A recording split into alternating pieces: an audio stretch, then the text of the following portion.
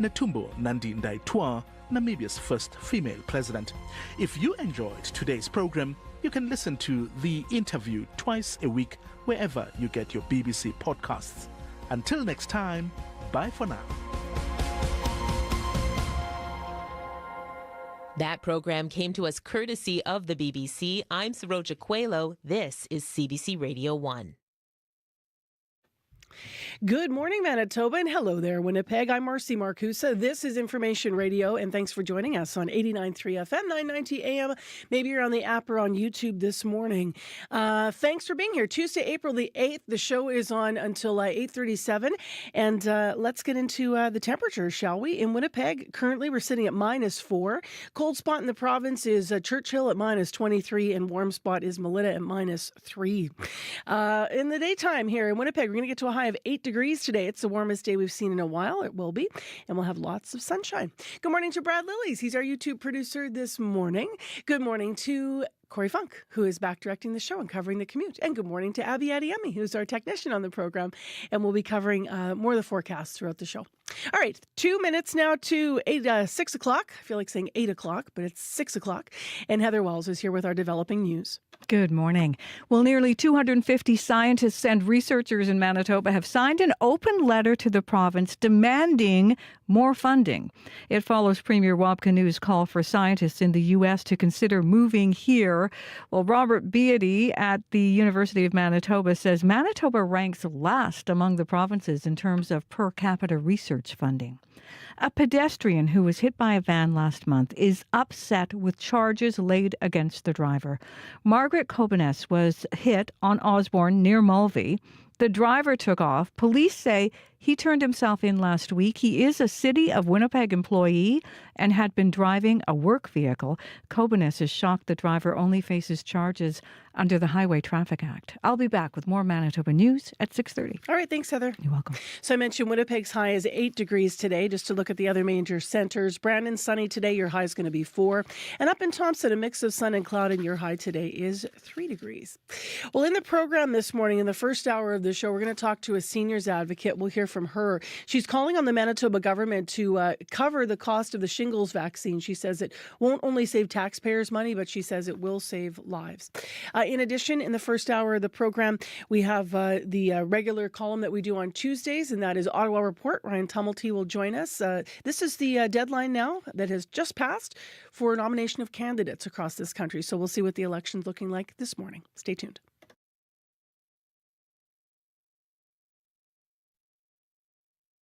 Anushka Shankar is one of the world's great sitarists, but she says a lot of cliche ideas about the instrument is holding it back. Anushka will tell you why she wants to free the sitar and show you the possibilities. Who can help me create sound from this instrument that's like more high definition than it's been before? Q, this morning at 10:30 in Newfoundland, and on the CBC Listen app, or wherever you get your podcasts.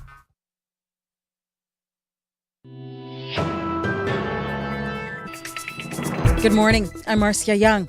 The United States and China are the world's biggest economies, and each is using their sizable economic weight to trade tariffs like punches. But Trump is threatening another blow, and the rhetoric coming out of Beijing is sounding less measured, a little less tit for tat, and a lot more willing to see this trade war through to the end. Yana Li has the latest on China's reaction. Chinese officials are hitting back at US President Donald Trump's latest threats with some of the strongest language we've seen since his return to the White House. A spokesperson from the Chinese Ministry of Foreign Affairs is accusing the US of being unwilling to sit down and talk. If the US insists on waging the tariffs war and trade war regardless of the interests of both countries and the international community, China will play along to the end. Until now, Beijing has actually given a measured response. Trump announced a 10% tariff in February, then another 10% in March, and each time China announced targeted retaliatory measures, showing its willingness to negotiate and its capability to react. Now Trump is threatening an additional 50% tariff. The tone has escalated, and Chinese financial markets, both mainland and in Hong Kong, have yet to recover after a catastrophic trading day on Monday. Yesterday, the Hang Seng saw its biggest one-day drop since 1997. Yana Li for CBC News, Beijing. European markets appear to be on the rebound this morning, but they are also struggling to recover the ground lost yesterday. Markets in the UK, France, and Germany are up around the 1% mark. All closed down nearly 5% yesterday. Later this morning, all eyes will be on Wall Street when North American markets open. After a day of ups and downs, most indexes closed out the day lower. There are still concerns from investors that Trump's tariffs could push the global economy into a recession. Donald Trump's trade representative will be in the hot seat today. Jamieson Greer will appear before a Senate Finance Committee where he's expected to defend the president's tariff war. The CBC's Katie Nicholson joins me now from Washington. And Katie, what can you tell us about today's hearing? Well, you could expect fireworks. Democratic Senator Maria Cantwell is on the committee. She put forward that bill with Republican Senator Chuck Grassley looking to wrestle the power to enact tariffs back to Congress. And Greer also has to worry about Grassley. He's from Iowa, where a lot of his constituents are really concerned about how these tariffs are going to impact the agriculture sector. Independent Senator Bernie Sanders is also on the committee. And of course, he has called the way that these tariffs have been implemented illegal and another step toward authoritarianism. Greer is likely going to push the White House line that these tariffs are going to boost the domestic revenue and manufacturing and eliminate that $1.2 trillion trade deficit.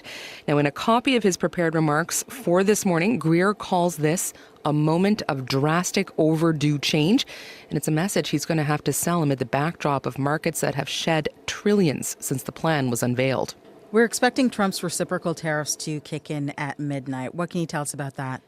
Yeah, this is that second wave of tariffs where those really high percentages get applied to dozens of countries. So let's just zoom in on one example. Take a look at your sneakers, pull out the tongue. Were they made in Vietnam? Well, for Americans, that's going to be subject to a 46% charge.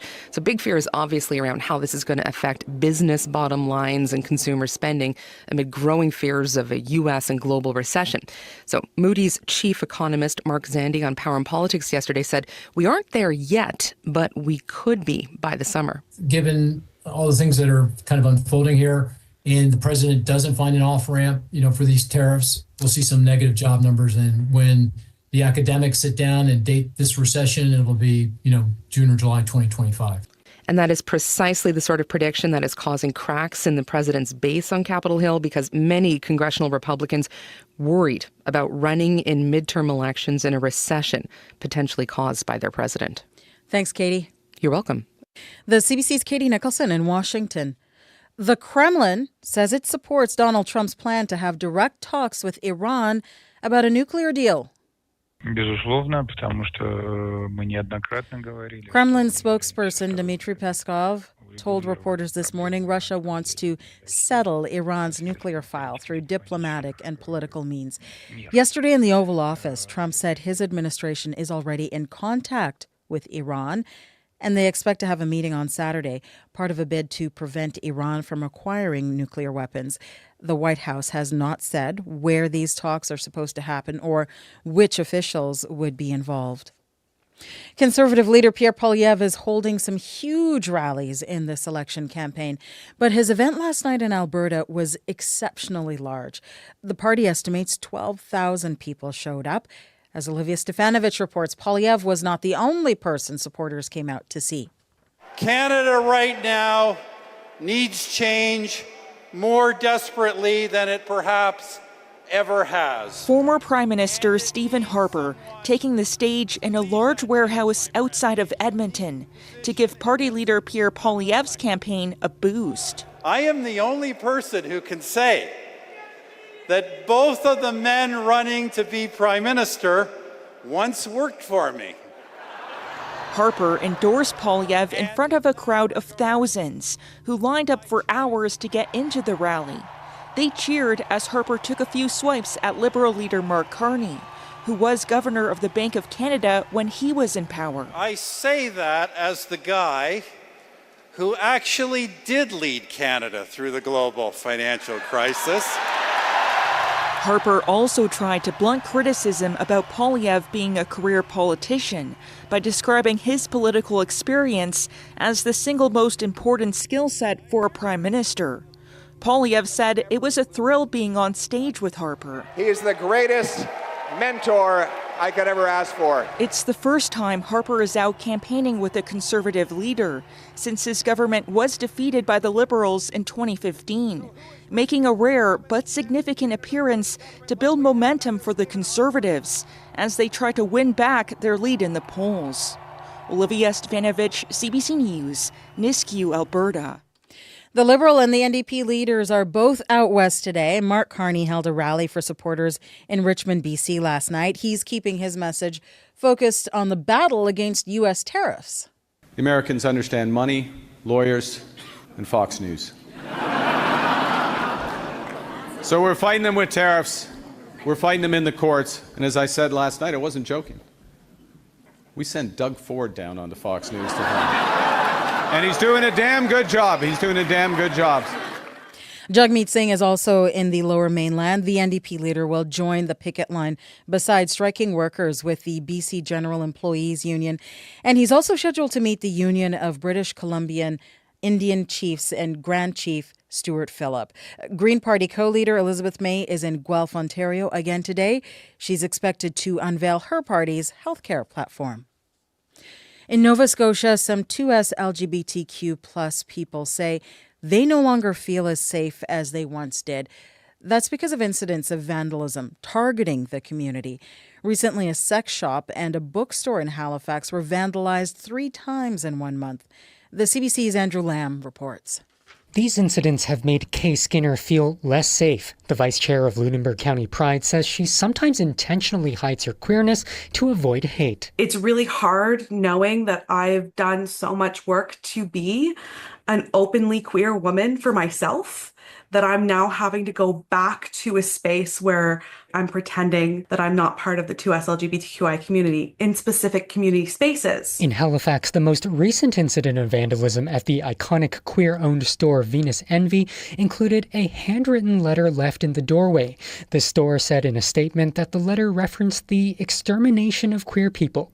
Jay Roy is trans and owns a comic shop in the municipality. He says he was heartbroken to hear what happened. It's not the first time we've seen it, unfortunately, this kind of act in Nova Scotia. Helen Kennedy is head of the Canadian advocacy organization EGAL. She believes hate has been emboldened by U.S. President Donald Trump's executive orders targeting the 2S LGBTQ plus community. Now it's basically giving people permission to engage in these types of negative discriminatory activities towards members of the 2S LGBTI community, in particular trans and gender diverse people. But Kennedy says the hate was already here in Canada regardless of what's happening in the U.S., and that we all need to take responsibility for that. Andrew Lamb, CBC News, Halifax. And that is the latest national and international news from World Report. News anytime at cbcnews.ca. If you like the World Report podcast, please follow us and tell a friend. It helps spread the word. I'm Marcia Young.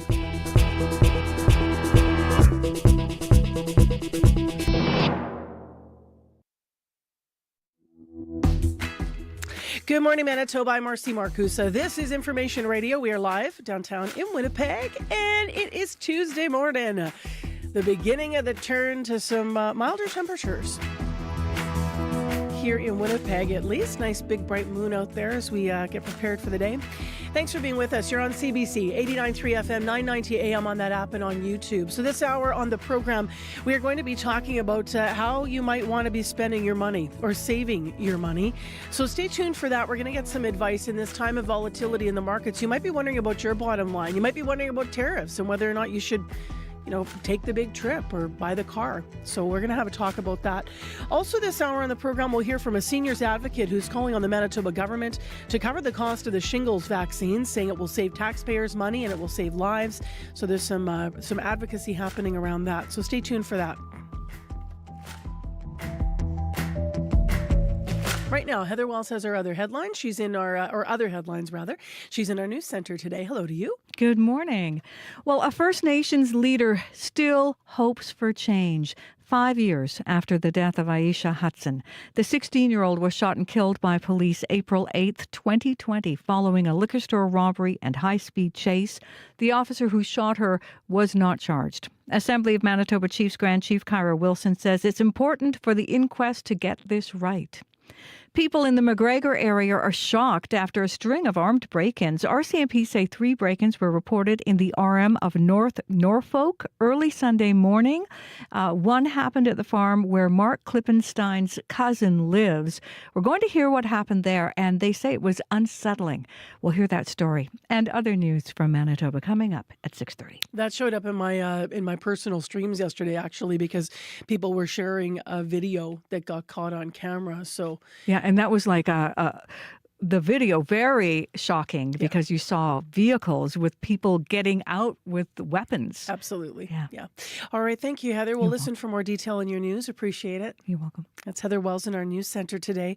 6:12 is the time right now. And my friend Abby Adeyemi and I have been waiting for the weather to get better in Winnipeg. And it's getting better. We're looking at sunny skies today, Marcy. In most of the regions, though, chilly temperatures will start. We're still going to be seeing like this chilly stats because temperatures will be going below freezing most nights and then will warm up as the day goes on. But mostly sunny conditions we will be seeing today. In the south, we warm up though in the afternoon, while up north we're seeing wind chills close to minus 32 in Churchill. Just keep an eye out for clouds because there's a chance of rain or snow sometimes later tonight in some regions. For Winnipeg and surrounding areas today, right now it is -4. It is clear outside as mentioned. We started a bit chill this morning. However, we're in for a sunny day across the region. For Winnipeg and surrounding areas, we're looking at temperatures warming up to 8 degrees and some areas would see 9 degrees this afternoon. And then tonight's a few clouds will move in. Along with that, there's a good chance of seeing some flurries. But let's deal with the sunshine for today. Up north, still cooler. We're seeing Thompson and Flin Flon will be warming up to around a -4 degrees today, while other regions down south, we're going to see most regions get close to 10 degrees, but we're going to be, that inching that 987, but most regions will see 9 degrees today. Right now, -4 in Winnipeg, warming up to a high of 8. All right, thanks, Abby. Thank you. Corey Funk is in now to talk about the commute. Did you walk in? I ran in this morning. Why do I ask if you walk? Like you never walk. Yeah. If you're on 2 feet, you're running. I'm running. And it's just so nice walking down the sidewalks and not worrying about those little icy patches anymore. So pretty dry today? Pretty dry today. Roads look the same actually as well. I haven't heard of any major issues out there. On the highways too, looking good. But if you are out there walking, biking, driving, do give me a call on the CBC commuter line. That number 204-788-3093.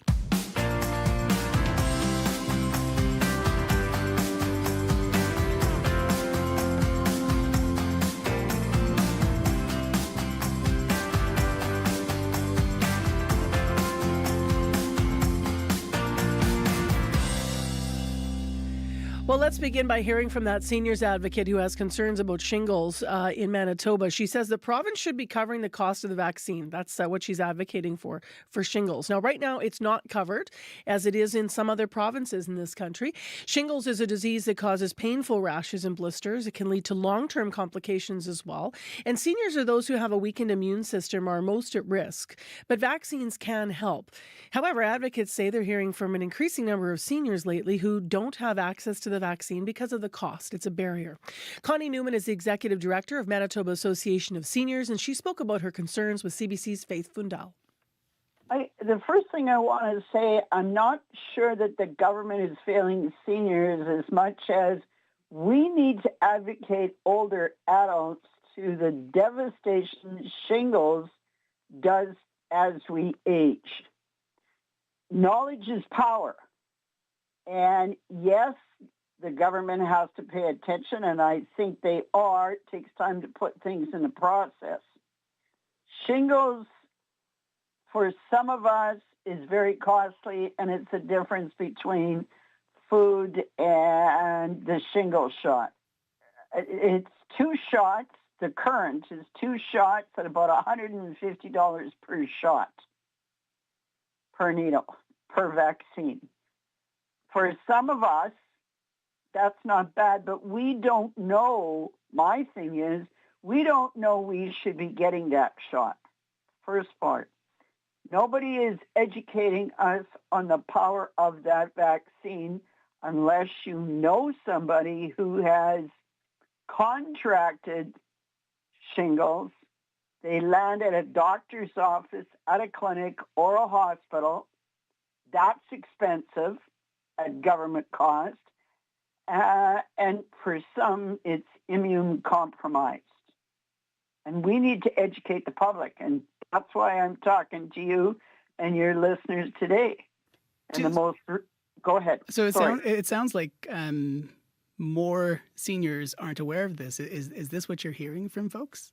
Absolutely, because when I get out in front of people and I talk to seniors, groups of seniors on a weekly basis, and I say, did you get your shingles shot?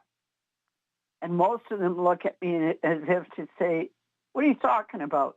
Unless they know somebody. What do you make of why that's sort of the context that seniors have, that it's not something that is top of mind unless they know someone who's either gotten shingles or has gotten the shingles vaccine? Knowledge is power, and who's educating us? And right now, we were educated about the power of COVID and getting COVID shots.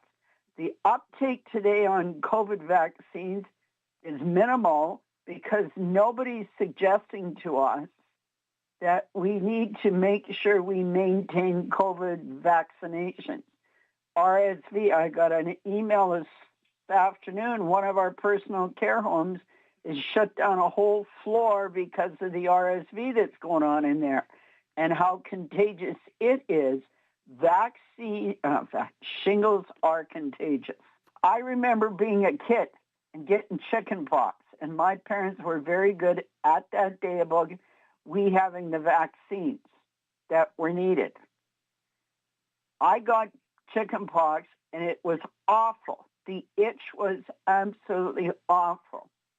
Today, I know of older adults and some not that old who get the blisters, get the scabs, start to scratch them, and it starts to spread. It could be anywhere on your body. Think about getting shingles near the eye.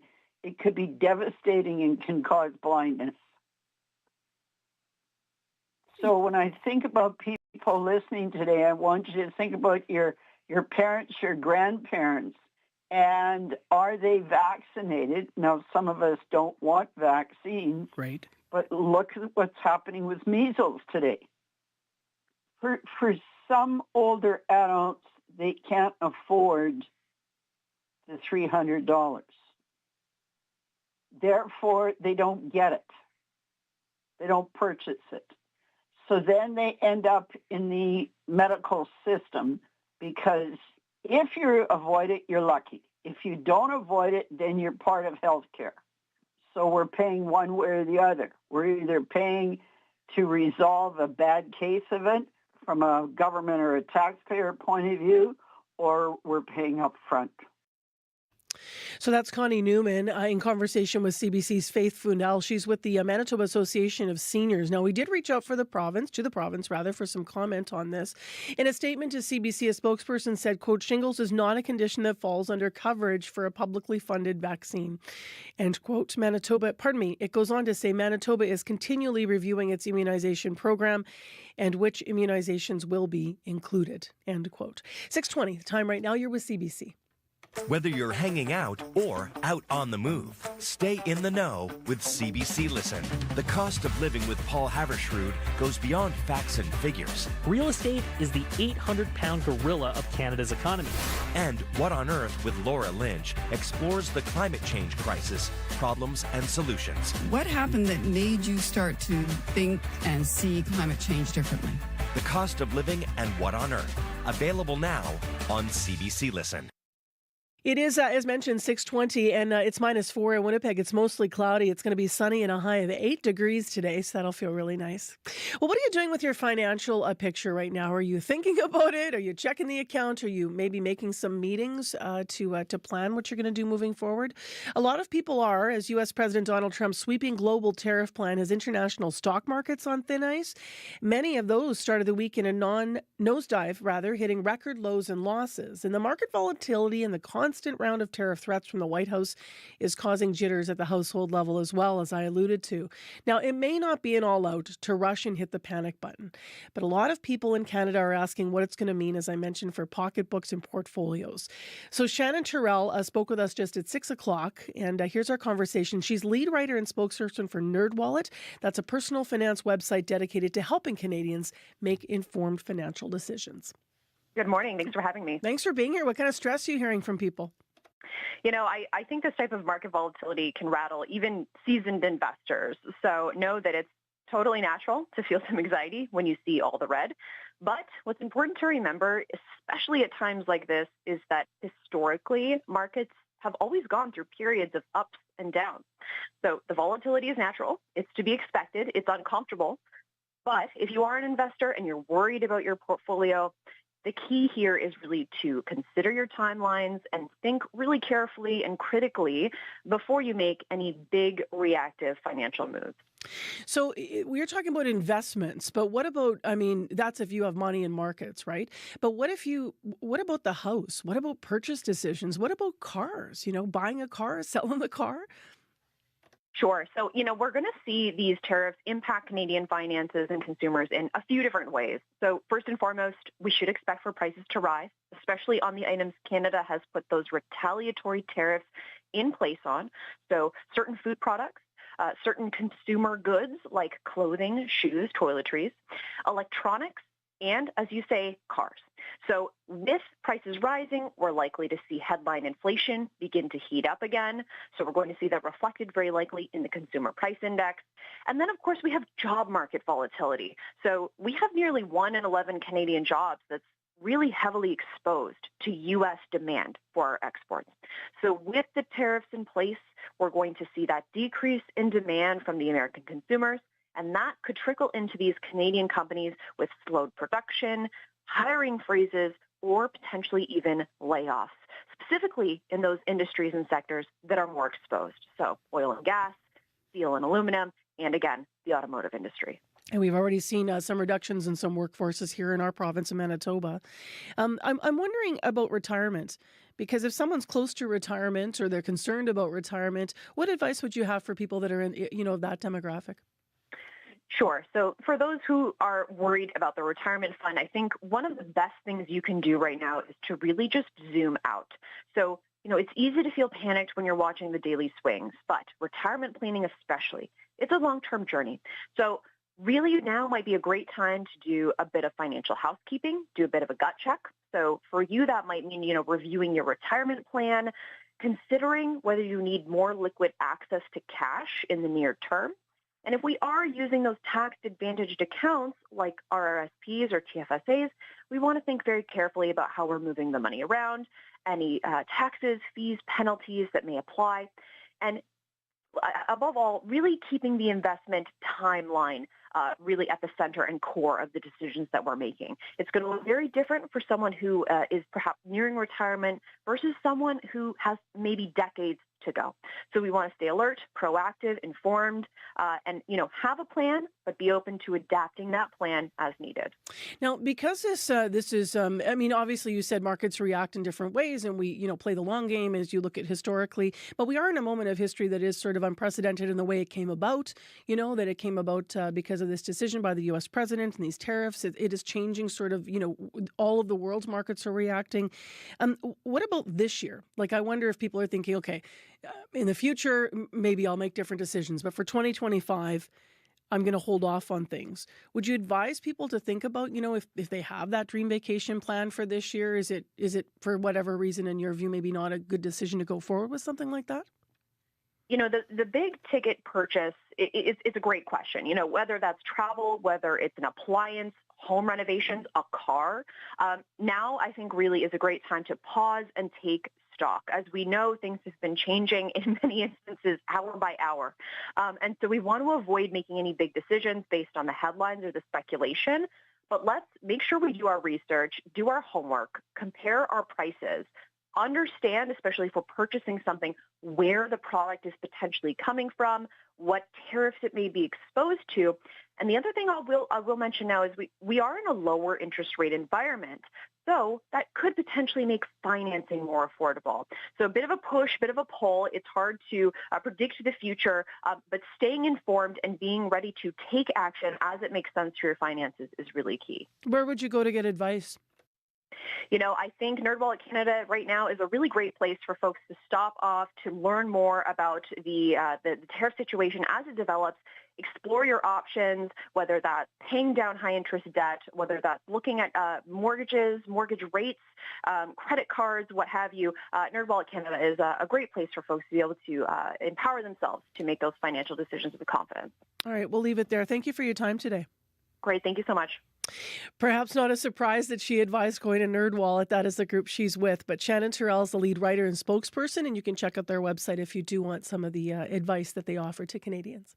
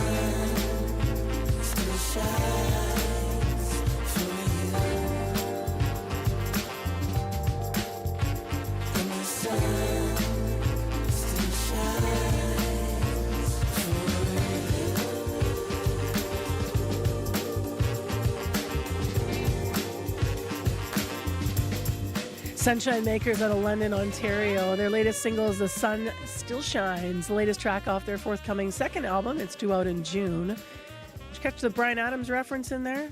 Everything I do it for you. I'm out of key for this, but here's that lyric. Robin Hood. Listen.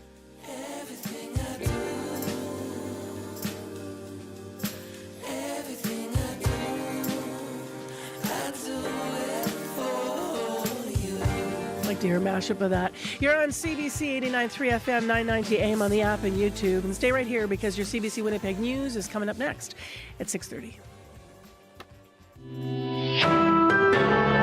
This is CBC News. Good morning. I'm Heather Wells in Winnipeg. At 6:30, grab those shades. It is going to be sunny and seasonal in Winnipeg today with a south wind. Today's high is 8.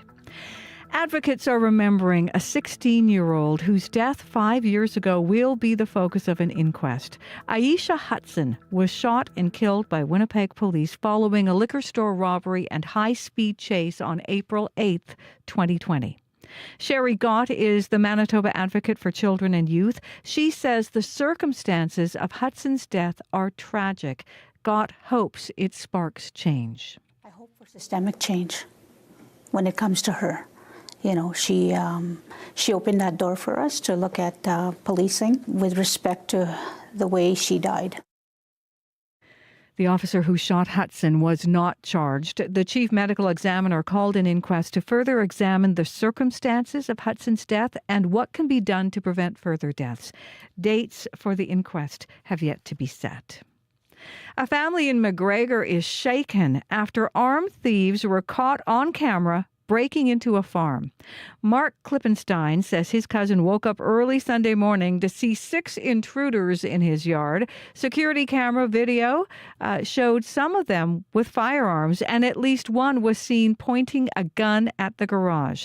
Klippenstein says the group left after his cousin turned on the lights. He says the whole experience is unsettling. We hunt and things like that. Like, we're used to firearms, but not usually people coming in the yard with them.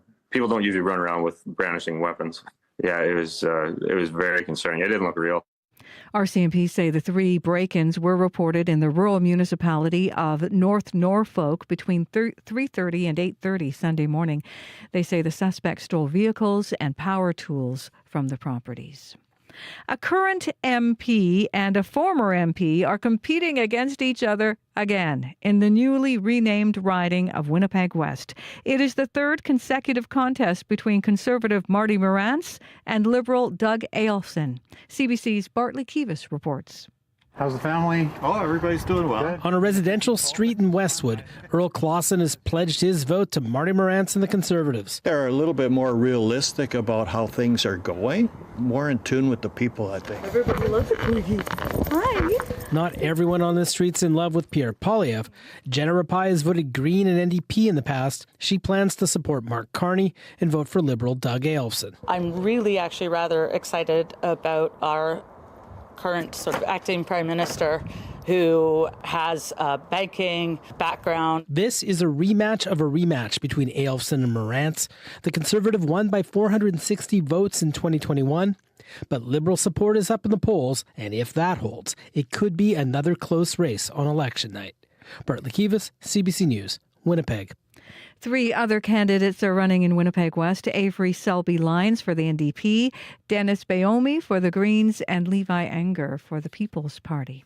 As for today, the federal campaign trail sees Pierre Poilievre still in the Edmonton area. Fresh off his own rally last night in Richmond, BC, Liberal leader Mark Carney has stops planned for Delta and New Westminster before heading to Calgary.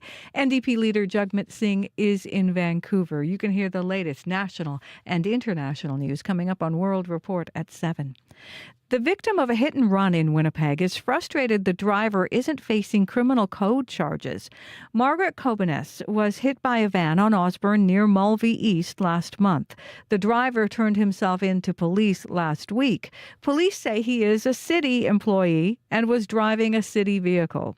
Kobenes is shocked the driver only faces charges under the Highway Traffic Act. I was really upset because it was just a slap on the wrist for that guy. That guy said he thought he hit a curb, but no, he looked at me before hitting me. Since being hit, Kobenes remains in a wheelchair with a broken pelvis. She says she can't take care of her 2 children. Police did not release the name of the driver. The city has declined comment. Manitoba needs to pay up if it hopes to poach scientists from the United States. That is what nearly 250 researchers and academics are calling for in an open letter to the province. They want the government to reverse cuts to the agency that funds research in Manitoba. It comes after Premier Wab Kinew invited American scientists who are concerned about the political climate in the U.S. to relocate here. Robert Beattie is a biochemistry and medical genetics professor at the U of M. He says Research Manitoba had its funding cut by nearly 60% between 2016 and 2023. There's no other funding agency quite like Research Manitoba, which broadly funds the medical research, natural sciences, engineering, humanities, and social sciences. So there's no other agency that does that. Beattie and others who signed the letter plan to meet with the Advanced Education Minister later this morning. Well, breaking a franchise record and the opponent's winning streak.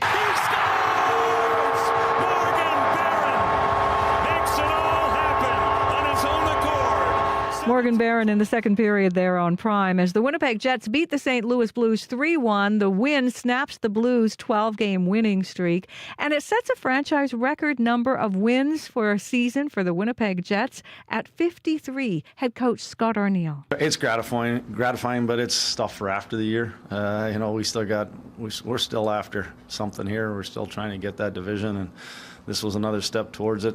It's amazing that we're at game 53 and we still haven't clinched the division. That's how good our division is. Next up, the Jets are in Dallas Thursday night, and the Stars are nipping at Winnipeg's heels in the Central Division, just 5 points behind. The Jets are still tops in the NHL standings, 3 points ahead of Washington. You can find more Manitoba news at cbc.ca/Manitoba. Heather, this is. I'm going to switch things on you. Usually, it's you coming in to say, "Hey, Marcy, this just in." Yeah. Old school news. This just in for the Winnipeg West riding. So we're going to be there actually live on Thursday. That's where our election live show is going to be at the Tim Hortons at 3890 Grant. And so we've been watching the candidates, and it just shifted overnight that we have now learned that the PPC candidate has dropped out of the campaign apparently due to a personal issue. Oh, wow. So well, yeah, that is just in. It is. Yeah, it's just in overnight. So, but we will be there, and the other candidates, as you heard, the Liberals, Conservative, NDP, Greens are all putting up candidates in that riding. So it's going to be interesting. Thank you. Thank you. Let's get into what's happening in our regional forecast and find out what's just in with Abby Adiemi. Good morning once again. Sunny skies ahead in most of the regions. We're seeing temperatures climb to almost 10 degrees in most regions down south. However, the chilly conditions this morning will make it feel a bit chilly for some people. Looking at conditions in the Red River Valley region, we're seeing Winnipeg sitting at -4 at this time. Clear skies we're enjoying. Sunrise should be happening in about 12-13 minutes. We're going to see the sun make its appearance around 6:51, and after that it's going to be a sunny day that will warm us up to about 8 degrees later in the day. And then tonight we see a few clouds rolling with a few chances of flurries before tomorrow morning. Temperatures will get close to zero overnight. For the Pembina Valley region, we're seeing similar conditions for Morden, Winkler, Altona, Morris, down to the U.S. border. Temperatures hovering around -4, -5. Clear skies you have there. The day will also be sunny. That part of the province will get to 10 degrees this afternoon. Brandon, -5 and clear. Expect sunny skies also today, warming up to 4 in that part of the province. In the Parkland region, we're seeing Dauphin sits at -10 at this time. It will be sunny in a few minutes. Expect a sunny condition to stay with you for most of the day. Temperatures warms up to 5 degrees for folks in Dauphin. Good morning to our friends in the Interlake region. We're seeing -6 around Gimli and surrounding areas. Also a sunny day ahead for you folks. You warm up to 4 degrees later today. Up north, we're seeing flim-flam the path surrounding areas -9, -10 in that part of the province. Clear skies you have. Also expecting sunny conditions. Light breeze will come with that, though you warm up to 5 degrees later in the day. The wind chill might make you feel a bit chilly. Up in Thompson, -6. We will get a mix of sun and clouds in that part of the province. Breezy conditions at some point. Thompson will warm up to 3 degrees, and then tonight we'll see mainly cloudy conditions dip into -7. Further north in Churchill, -23. We are looking at mostly sunny day, but that will not be warming things up. You only reach -10 as a high, though that wind chill around -35, -36 still makes things feel cold this morning. So there's a risk of frostbite for folks in that part of the province. But across board, Marcy, we're looking at most of the regions warming up to at least 5 degrees, and then we'll see 10 in other parts. Good times. Good times. That's my official analysis of the forecast. So grab those shades, because there's going to be a lot of reflections this morning and all day. Yeah, I'm looking forward to today. And then sunset 8:11 p.m. We'll take it, which is after an event I'm doing tonight. Actually, I'm moderating a debate that's going to be with some of the federal candidates here in Manitoba. It's all about accessibility and people who are living with disabilities. And if you want information, by the way, you can check it out on my my Facebook page. I'll mention it a little later in the program. It's nice, though, when you're doing those events, Corey Funk, and you're out and about, and it stays light. So when you go into something and you come out, it's kind of a strange mood changer, I can see that. Light. Yeah. What's that? I can see that. Yeah. Yeah. The commute this morning, anything to say? And you know what? Really quiet commute overall. While running was lovely, and roads seem pretty dry, so no issues. But if you do see something going on, give me a call on the CBC commuter line. That number 204-788-3093. Look at that image of the sky in downtown Winnipeg on our YouTube stream. That is an ice cream day right there, folks. Let's get into what's happening in the business news world. We have Christy Ramlakan who joins us now live. Good morning. Hey, good morning, Marcy. So the trading week started off with another volatile day amid these ongoing U.S. tariffs and tariff threats. Where are we at, and what else can you tell us about where everything landed yesterday? So North American stock markets ended yesterday mixed as the effects of these tariffs continued to reverberate. Some markets began the day with a steep sell-off before suddenly spiking higher in the morning. So the S&P 500 briefly rose 3.4%, but the air was taken out of that short-lived bounce when a White House account on X said a rumor that Trump was considering a 90-day pause on tariffs was fake news. Now, investment advisors believe the elevated levels of volatility are going to be with us for the next couple of weeks, so people may want to, strap in and get ready for that. So the S&P TSX ended up closing down 334 points to 22,859. And then in New York, the Dow and the S&P 500 index were also down, and the NASDAQ was slightly up. Now, of course, these results come on the heels of big declines on Thursday and Friday after new sweeping tariffs were announced. And that has really added fuel to concerns that a recession is on the way. Now, President Donald Trump has referred to the market losses as a necessary medicine and part of a longer-term plan to repatriate production and factories to the U.S. But market watchers and economists warn the tariffs will be inflationary and will weigh on economic growth. Canada's taking some more action against some of the tariffs, correct?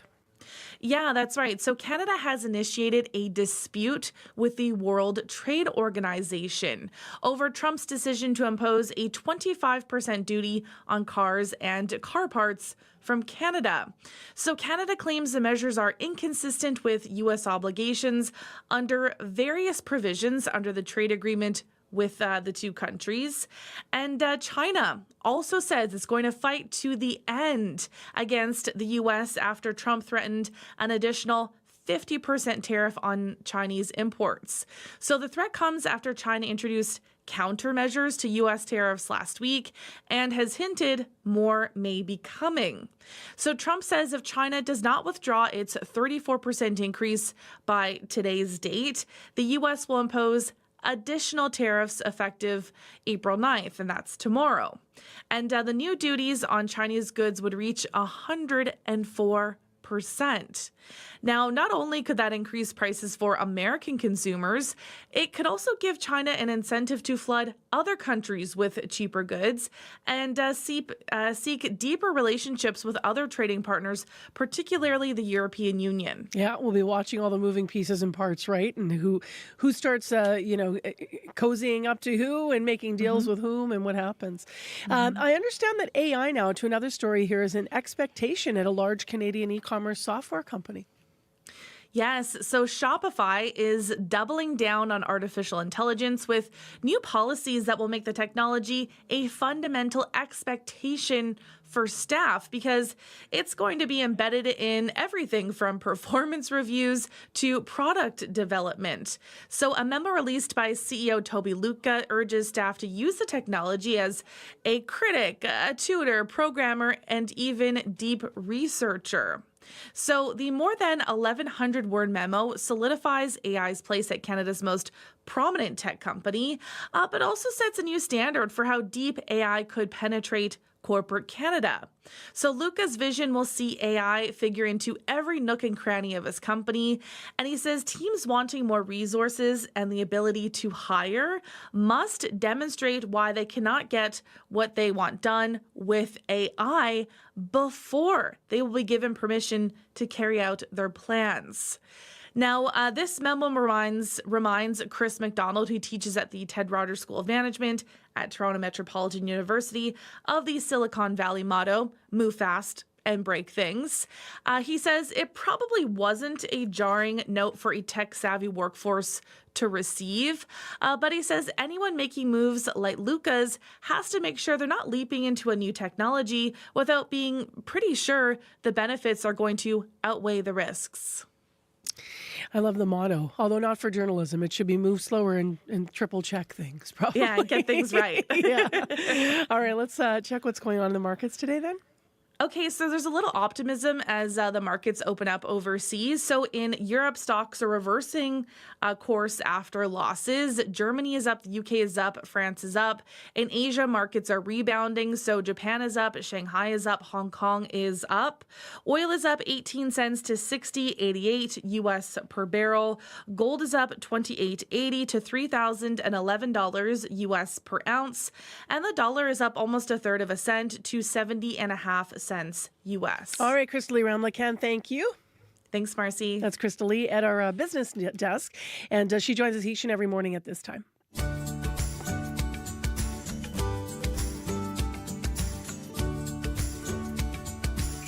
And the time is 6:46. Well, next on the show, a City of Winnipeg employee is facing several highway traffic infractions after a hit and run that left a woman hospitalized with serious injuries, but no criminal charges. Something that the victim of the incident says is frustrating. As you may have heard in the news, Margaret Cobeness Jr. says that injuries sustained after being struck have left her unable to care for her children. She says weeks later she's traumatized, still hurting and scared. CBC's Gavin Axelrod spoke with her. I'm quite upset and so traumatized from the incident. Physically, well, I still have a broken pelvis and I can't walk and I can no longer take care of my children.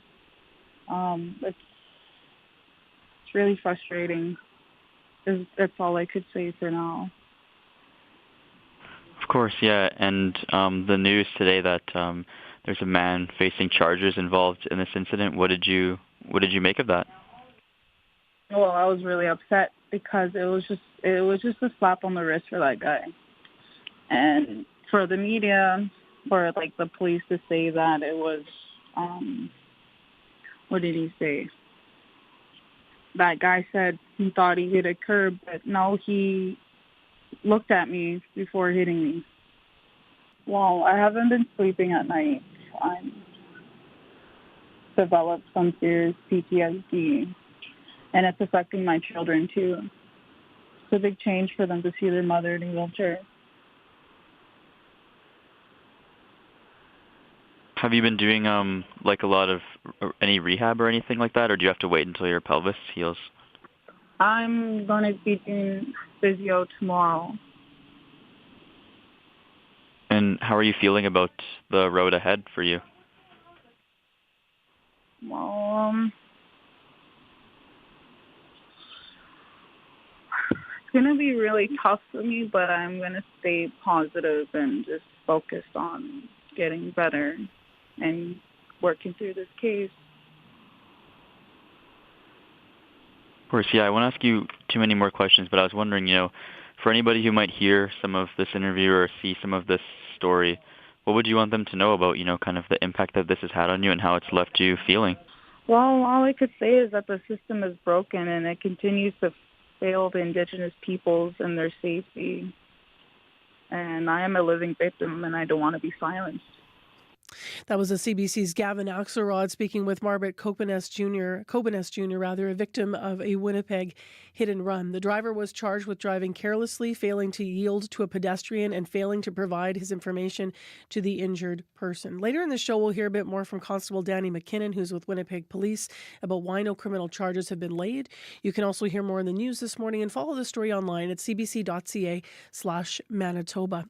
I'm Marcy Marcusa. It is 10 to 7 on 89.3 FM, 990 AM on the app and YouTube this morning, and you're with Information Radio here on CBC, the morning show. Thanks for joining us. Should be nice out there today in terms of the drive, walk, or roll. If you're finding dry streets, at least in southern Manitoba, that should stay that way because our forecast says sunshine and a high of 8. Right now it's mostly cloudy and our current temperature is -4. Well, up next on CBC, we are now into the third week of the federal election. Nominations officially closed yesterday. Candidates are campaigning against the backdrop of a possible global recession now. Markets have been volatile, as Crystal just outlined, since President Trump slapped countries with these tariffs on Liberation Day, quote unquote. For a closer look at the election this morning and what the slate of candidates looks like across the country, Ryan Tumulty's here via Zoom. He's a political reporter with the Toronto Star. Good morning to you. Good morning. So, nomination deadline yesterday at 2. What does the list of candidates look like for each party? Have they all got bodies in all the ridings? Yeah, they've all got bodies, and I think basically all of the ridings, which is kind of a big lift for some of them. You know, when Mark Carney was selected as Liberal leader, the Liberals only had about 160 candidates, less than half of what they needed. So they all of the parties had to hustle over the past couple of weeks to get names and to get them vetted as best as they possibly could. But it looks like mostly they've done it. Are there star candidates in the country that you want to mention today? Sure. I mean, star is always something that's in the eye of the beholder. The Liberals have a couple of names, though, certainly. Evan Solomon, a former CTV and CBC host, who's pretty well known. In Edmonton, the Liberals have Amarjeet Sohi. He's the mayor of Edmonton right now. And they also have Gregor Robertson, who's the former mayor of Vancouver. So certainly people with name recognition. The Conservatives have a Toronto radio host named Greg Brady, who they're quite excited about. The NDP less with the star candidates, and even the Conservatives. You know, the Conservatives have always leaned into their base and their grassroots. This is a party that doesn't like when candidates get dropped in as stars. So you're seeing more people, I guess, with sort of good connections to the party. And, you know, star candidates can be a double-edged sword.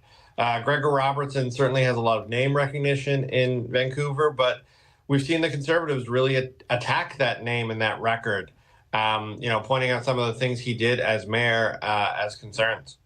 In terms of battleground ridings, I know that here in Manitoba, some of the ones that we're watching, we're actually going to be broadcasting live from. So we were in Elmwood Transcona because that usually goes Conservative, but usually goes NDP, but in the past it has gone Conservative. So we were there last week. We're going to be in Winnipeg South. I love that riding because usually if you look historically for the data, how Winnipeg South goes is how the government goes, and it moves around all the time. So that'll be interesting. And then this week, actually, Ryan, we're in Winnipeg West. So this is kind of one of these redrawn ridings, which is, it used to be called Headingley, Charleswood, Assiniboia, and local folks in Manitoba and around Winnipeg will know those names, but now it's Winnipeg West. And it's also gone Conservative. There's an incumbent there, but in the past it's gone Liberal. So we have a couple ridings we'll be watching. In the country, where do you see the biggest battleground ridings that the parties are going to be focusing on? Yeah, I think there's two areas really that jump out, and they kind of always jump out, is the Greater Toronto area. We've already seen all of the candidates come through there, the leaders come through there multiple times already. We're only halfway through this campaign. Also, the lower mainland of BC, that's always a tightly contested area, and it's shaping up to be that way again. Interestingly, the Liberal leader, Mark Carney, was in Victoria yesterday.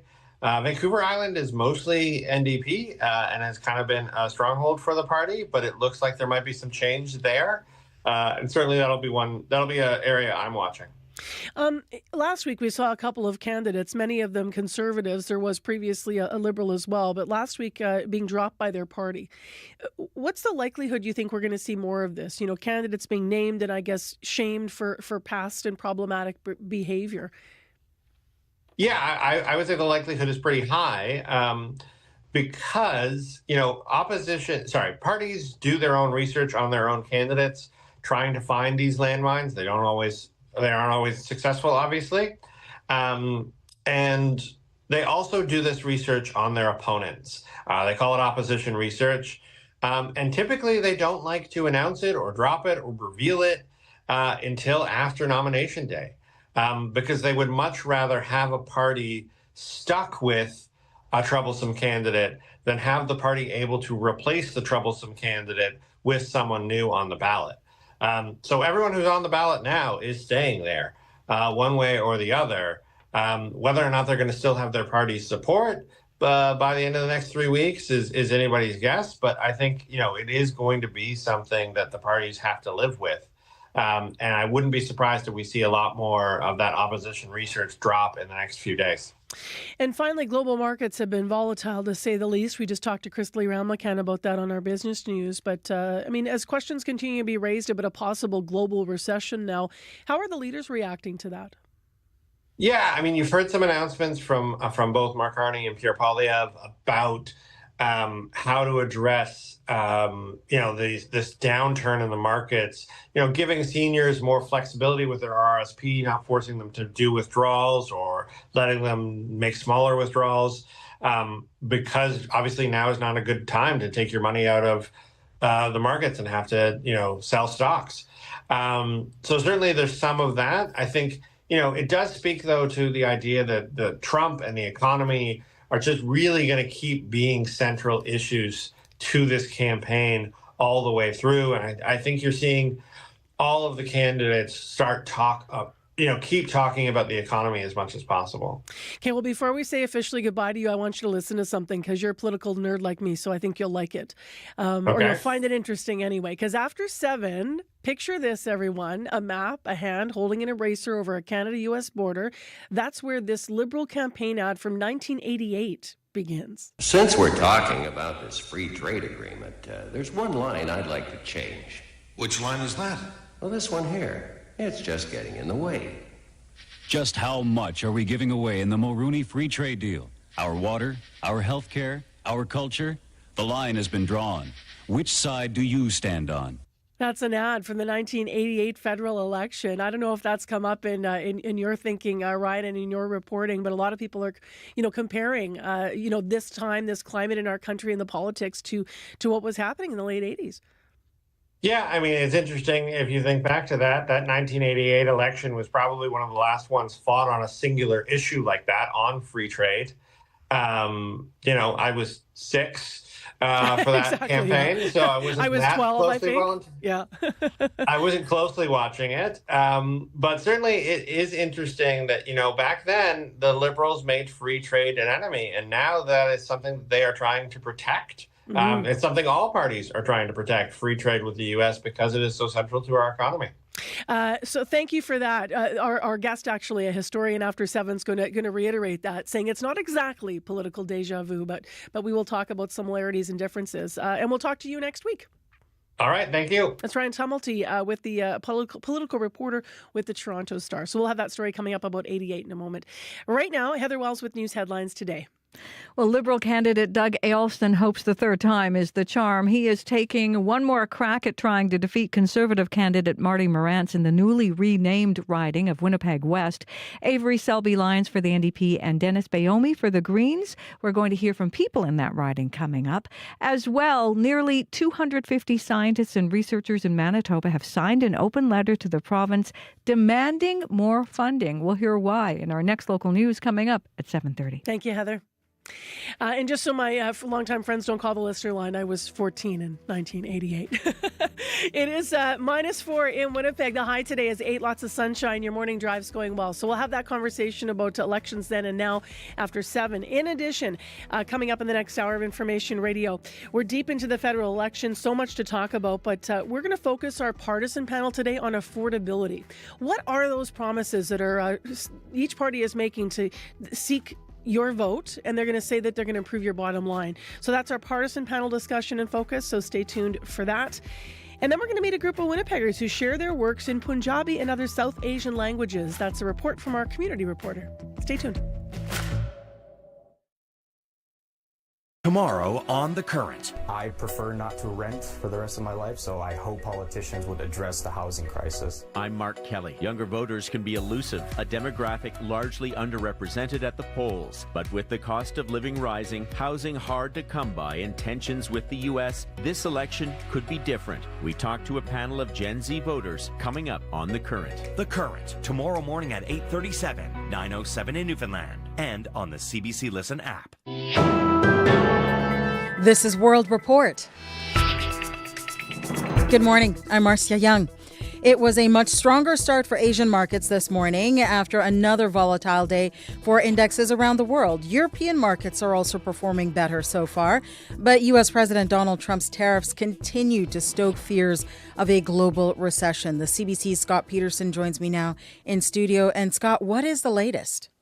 Well, investors are still wary is the takeaway, but there's a lot of green out there so far in European markets. Starting within Asia, Japanese stocks up 6%. That's on the back of White House officials saying there might be some kind of deal in the works there. So those stocks are reacting very strongly. Chinese stocks a little bit more subdued. China vowing to, quote, fight to the end after Trump is threatening another 50% round of tariffs. So that's uncertain. European markets are mostly positive as well. And we know that the White House is negotiating with foreign countries, it seems, but we don't know the details. And that's part of the reason that we've seen these markets so volatile lately. But this morning, a little bit of green in Asia and Europe so far. Looking ahead to Wall Street opening, what do you think we can expect? Well, it looks like for a change, and we're going to see a positive opening for the Dow Jones. It looks right now to be in very positive territory in the futures markets. But let's not forget we've seen a wipeout of $10 trillion in global market equity over the last few days. So there's a lot of money parked at the side, eager to get back into this market. But as well, we're seeing more financial executives warning that these tariffs are going to lead to a recession. And it's beyond the numbers of these red numbers of these markets. It's more important than that. They're indicating that there could be a recession. There could be rising unemployment, rising prices, inflation. And that's why these markets are so concerned. And they're crying out for some sort of clarity. But yet we're getting very little clarity from the White House in particular. And that's why these markets are on pins and needles. But so far, looks a little bit green this morning. All right. Thanks, Scott. Thanks, Marcia.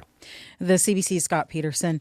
U.S. tariffs on the steel, aluminum, and auto industries are having a negative ripple effect. There is another industry trying to make sense of the evolving trade landscape, fashion. Canadian brands could still pay a price, even without direct tariffs. The CBC's Paula Duhatschek has more. The U.S. market's amazing. It's huge. MMA owns the Calgary women's wear brand Sophie Grace, and all her clothes are made in China. The White House is slapping steep new tariffs on major garment-making hubs, a previous exception allowing small orders from China to the U.S. without tariffs will soon be gone. What people have to understand is that making clothing in India and China, it's not just because labor is cheap. There's an expertise there that does not exist here. Jeremy Oldland co-owns the Montreal kids clothing brand Hatley. We're going to sell less product. It's going to hurt any way you do it. Stock prices for fashion giants Aritzia and Lululemon tumbled when the tariffs were announced and are still down. One of my members called this tariff hell. Bob Kirk is executive director of the Canadian Apparel Federation. He says some big-name companies had been shifting production out of China to try and get ahead of tariffs, but now the U.S. is also going after smaller manufacturing hubs like Vietnam. You're very much damned if you do, damned if you don't. Trade lawyer John Buscariel says it's not just fashion companies who might be affected, but any business based in Canada who manufactures product overseas and sells it to U.S. customers. Whether we're talking clothing, retail, toys, other items. As for MMA, she's still trying to grow her business, but for now, focusing on customers north of the border. Paula Duhatschek, CBC News, Calgary. The battle for votes in Western Canada is heating up. Pierre Poilievre, Mark Carney, and Jagmeet Singh are all starting their days in BC or Alberta. Let's go to the CBC's Kate McKenna in our parliamentary bureau. And Kate, let's start with the Conservative rally just outside Edmonton last night. What happened there? In a campaign of blockbuster rallies, this was their biggest yet. The Conservative Party estimates more than 12,000 people attended, so crowded it knocked out cell service. Former Prime Minister Stephen Harper's endorsed Pierre Poilievre, a clear sign to the Liberals who are saying their polling bump puts them in contention to pick up more seats in Western Canada, including Alberta. Pierre Poilievre wants to nip that thought in the bud. Just like on the carbon tax where Mark Carney was wrong, just like on blocking pipelines where he was wrong, Mark Carney has been wrong. He is wrong in the past, and he is wrong for our future. Liberal leader Mark Carney held his own rally, estimated to be about 2,000 people large, in Richmond last night. BC is another Western province where he's hoping to grow his seat count. In just 9 days, while we were formally in government, we did more than Pierre Poilievre has imagined in all his decades in politics. Kate, if polls are to be believed, much of the new support for the Liberals seems to be coming from diminishing NDP support. How is that playing into this race? Well, the Conservatives have an easier time winning when the NDP is doing well. And this time it's looking more like a two-way race. NDP leader Jagmeet Singh is back in BC for the second time in 2 weeks on the defensive. Today he's campaigning, fighting to keep his caucus seats and his own. He's changed strategy over the last few days, no longer saying he believes he can become prime minister, but that it would be an honor. How the NDP ends up doing could be a defining storyline of this election. Thanks, Kate. You're welcome. The CBC's Kate McKenna in Ottawa. For the first time, renewable and nuclear energy is generating more than 40% of the global demand for electricity. That is according to an international research group. It is out with a new report this morning. The CBC's international climate correspondent, Susan Ormiston, has the details. The biggest growth is in solar, then wind comes behind. Solar energy is doubling every 3 years globally, says Richard Black, policy-headed Ember Energy, a European research group. Nearly half that growth is in China, but the curve is up in many regions. In the United States, in California and Texas, big growth. Hungary has posted massive growth, Spain, Chile. But oil, gas and coal-generated electricity still climbed last year with unprecedented heat waves blistering the US, China and India. That increase in demand during those very hot periods accounted for almost all of the increase in fossil fuel generation last year. Carving out Canada, solar and wind lag behind the global average, in part because of our abundance of other sources like hydro. We have to be looking at what kind of demand growth we're going to see. And we do definitely have to be focusing on prioritizing wind and solar. With electrification growing, Nicole Dusick, a senior policy advisor at ISSD, a Canadian think tank, says provinces need to remove barriers to renewable growth. They are the cheapest form of electricity. And so if we increase the share of wind and solar on our grids, it will drive down costs for Canadians, electricity costs. Investors, she says, need certainty. Susan Ormiston, CBC News, Toronto. Prince Harry is in a London court this morning. He is challenging the British government's decision to strip him of his publicly funded security detail. Harry lost the privilege in 2020 after he stepped down from his role as a working royal and moved to the U.S. London's Court of Appeal is hearing his challenge today. Harry claims his family is endangered during visits to the UK because of hostility toward him and his wife Meghan. One of Russia's most infamous protest groups is touring Canada. Pussy Riot is making noise with its politically charged show. It's based on the memoir of one of the collective's founding members. Aisha Hudson has more. Pussy Riot says they are not a punk band. This is not a punk show. Their Canadian tour is a protest. I like punk to begin with, but the attitude is what I really like. And they're like, I would say more than just a band, they're like a movement. Concert goers outside this week's Toronto show say Pussy Riot is just as impactful now as they were 13 years ago, when they held a punk prayer protesting Putin's Russia inside a Russian Orthodox church, where they were arrested and sentenced to 2 years in a prison colony for religious hooliganism. This North American tour, called Riot Days, that's based on original member Maria Alkinya's book of the same name. All of the proceeds go to the Ukraine war effort and advocacy for Russian political prisoners. Canadian artist Margot from Edmonton is opening for Pussy Riot on this tour. There is so much power in art. Margot champions freedom of expression and LGBTQ rights, which can land a person in jail under Putin's regime. I certainly don't take free speech for granted. I think right now it is more important than ever to use our voices to remind each other of that. Aisha Hudson, CBC News, Toronto. And that is the latest national and international news from World Report. For news anytime, cbcnews.ca. And if you like the World Report podcast, please follow us and tell a friend. It helps spread the word. I'm Marcia Young.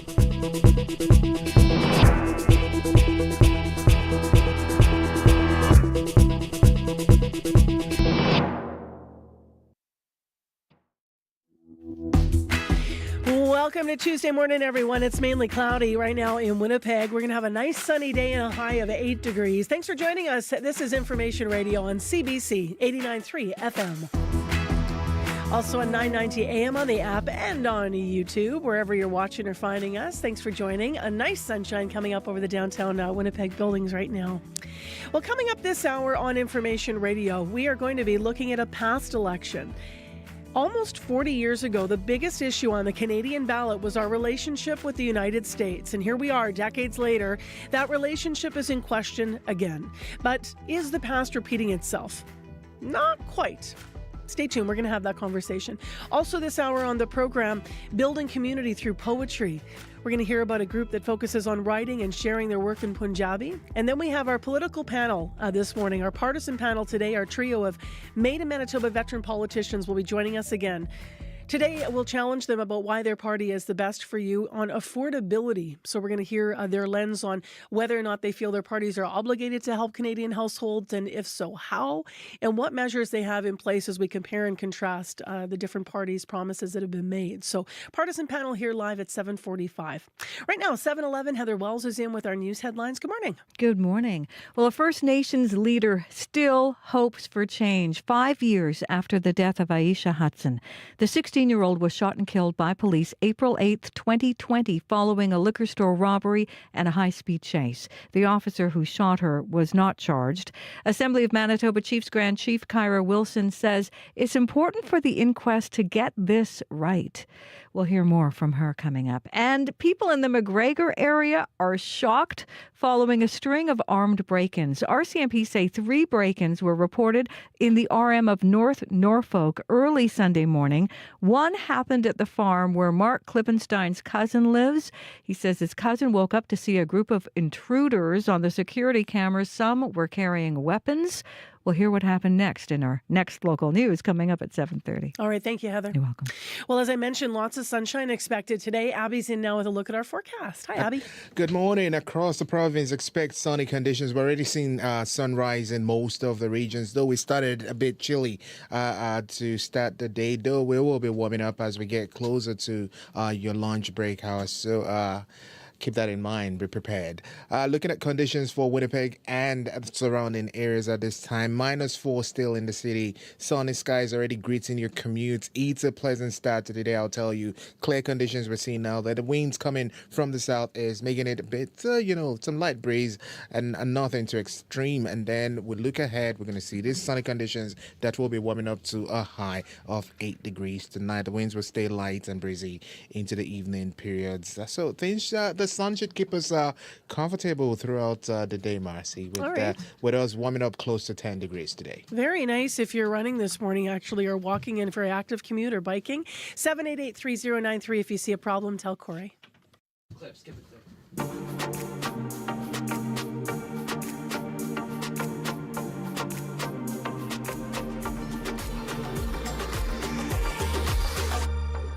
7:13 is the time right now on 89.3 FM, 990 AM on the app and on YouTube. And I want to mention where we're going to be in terms of our political location this week. So each and every week leading up to the election and probably after the election as well, we're going to be out and about. But on Thursdays, we've been taking you into different ridings. And so this Thursday, we're going to be in the riding of Winnipeg West. And this is an interesting riding that has a Conservative incumbent, but it has also gone Liberal in the past. And now the incumbent is running again for the Conservatives. And the person who held it for the Liberals in the past, this riding, is also running for the Liberals again. So we're going to find out what's going to happen this time around. There are 4 candidates in Winnipeg West running for the Liberals, Conservatives, NDP have a candidate, so do the Greens. So what will happen? Well, Thursday, we're going to hope to hear from you. We have invited all the candidates to join us as well. And we're talking all things Winnipeg West. So this is the area that is Assiniboia, Charleswood, into Headingley. We're going to be setting up at the Tim Hortons on Grant at 3890 Grant Avenue. So you can join us for a chance to just sit back and watch Infrared live in action, or you can come and meet the candidates if you line it up and time it out right and maybe ask a question.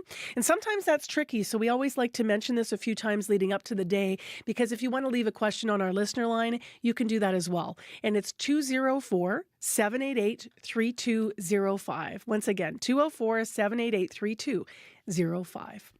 Well, for some, this federal election might feel a little deja vu. Have a listen to Liberal leader John Turner in a 1988 debate tell Conservative Prime Minister Brian Mulroney about how he feels about the recently then signed free trade deal with the United States. We built a country, east and west and north. We built it on an infrastructure that deliberately resisted the continental pressure of the United States. For 120 years, we've done it. With one signature of a pen, you've reversed that, thrown us into the north-south influence of the United States, and will reduce us, I'm sure, to a colony of the United States, because when the economic levers go, the political independence is sure to follow. Mr. Turner, with a document that's cancelable on 6 months' notice, be serious. Look, be serious. Cancelable. You're talking about our relationship with the United States. Once that commercial document that's cancelable on 6 months' notice. Commercial document. That document relates to treaty. It relates to every facet of our life. It's far more important to us than it is to the United States, sir. Far more important. Please be serious. Well, I am serious, and I've never been more serious in my life. Please. So that's Brian Mulroney and John Turner debating the merits of the free trade deal and the downfalls with the United States during the 1988 election. How old were you back then? Almost 40 years later, and here we are. The Canada-U.S. relationship is back on the Canadian ballot. Some saying it's a top issue. Our next guest is George Burry. He is a historian at the University of Manitoba. He says while the two elections do have some similarities on the surface, it's not quite deja vu, and we're so glad to have you with us this morning via Zoom. Hi, nice to be here. Crazy to hear that clip, Hayes. So take us back to 1988. For those of us who were young, I was like 14 years old, and for those that might have not even been around yet, right? What were some of the key events that were happening to lead up to that election? Well, that clip was sort of the pinnacle of the free trade election that occurred in 1988. So essentially what had happened is Mulroney negotiated a free trade agreement with the United States. And without having a mandate to do so, it made sense to make it an election issue. And in the background to this, in March of the year, all three political parties were actually running at essentially the same levels of support. The incumbent Conservatives and the NDP and the Liberals. And it looked like the NDP might actually win the election. And John Turner, famously at the beginning of the election campaign, becomes the champion of the anti-free trade cause, and identifies that issue, as you heard in that debate right there, as essentially the central issue of the election. And so that's essentially what's going on in that clip right there. And so the election essentially becomes between the pro-free trade Conservatives and the Liberals and NDP, who are both running against free trade. Did patriotism and nationalism factor highly in that conversation as well, or was it about the economic bottom line and the idea of free trade and the fears about it? Well, that's certainly a good question. Yes, very much so, particularly on the Liberal side. I mean, when the free trade agreement was originally negotiated, the biggest supporter of it, in fact, the initiator of it, was a group called the Canadian Council of Chief Executives. I think today it's called, it has a different name, but it's still around. And it's essentially a group of the CEOs of the largest corporations in Canada. And they went to Mulroney and presented free trade, unrestricted free trade in the United States as essentially part of a larger shift that's going on. Remember, this is the 80s, so this is the time of Reagan. This is the time of Thatcher. This is the time move away from a Keynesian economic model to a laissez-faire, what's often been called neoliberalism, supply-side economics. And essentially what that economic school of thought says is to deal with what was the late 1970s economic crisis, where you saw, very similar today, stagflation, high levels of inflation, and stagnant economy. The solution for that for supply-side economists, or Chicago School economists, was to go and reverse the trend that we'd seen in Canada since the Second World War, which was the building of the Keynesian welfare state and so on. And free trade was part of this. And so the opponents to free trade originally tended to be from the left, organized labor, feminist groups, environmental groups. And their concern is that with this free trade agreement, what we're going to see is what's known as the race to the bottom. That in order for Canada to compete, to attract foreign investment, Canadians are going to have to cut wages. They're going to have to harmonize their policies with the United States, which will mean the hollowing out of the social welfare state. So originally, it's very much a sort of left opposition to the negotiation of this free trade agreement. But there's also an element of nationalism to this as well, because the two of them often go hand in hand. In the 1960s, there was a great deal of outpouring of Canadian economic nationalism, actually. A book named Silent Surrender by Kari Levitt is published in 1970 that very much captures this concern. Essentially, this fear that U.S. ownership of the Canadian economy is going to lead to not just Canada losing control of its economy, but also its foreign policy, as we'll need to support. This is during Vietnam, of course, in the 1960s. So American foreign policy is quite unpopular. Fears that this will lead to cultural assimilation. And I think it's this that Turner largely seizes upon, rather than the left opposition that's more concerned about wages. And it very much has an interesting strategy. As has happened many times in Canadian elections, the NDP support that was so strong begins to move towards the Liberals as the Liberals move to the left. The same thing that happens in 1945 and 1950. I'm going to interject here just because I want to move us to today a little bit as well. Yeah. So obviously the effects of that election were, I mean, you could say, profound. They created the system effectively that we have today, right? 40 years of free trade, NAFTA, all the things. Absolutely. What similarities are there? Well, we've gone through most of those. Why don't I actually take us to the differences then? How do you see today as different? Because people might be thinking, it's the same. Well, I think the biggest difference is that free trade really is on the ballot. I mean, there are clear differences. And as you said, it's a major directional shift. And this will be the last time Canadians have the opportunity to actually vote on this issue of free trade, because the results are kind of interesting. If this is the free trade election, then the anti-free trade forces actually won, because 52% of voters voted for either the NDP or the Liberals that were against free trade. But of course, as you actually referenced a few minutes ago in one of the news reports here, the fear of vote splitting is always very great, particularly on the left. And so this is essentially what happens. The Conservatives win a massive majority across the country, but they only have 43% of the popular vote. However, the response to that by the Liberals is to dump John Turner in favor of Chrétien, who, as you referenced earlier, is a great supporter of free trade and negotiates the NAFTA agreement, which goes far further than the FTA with the U.S.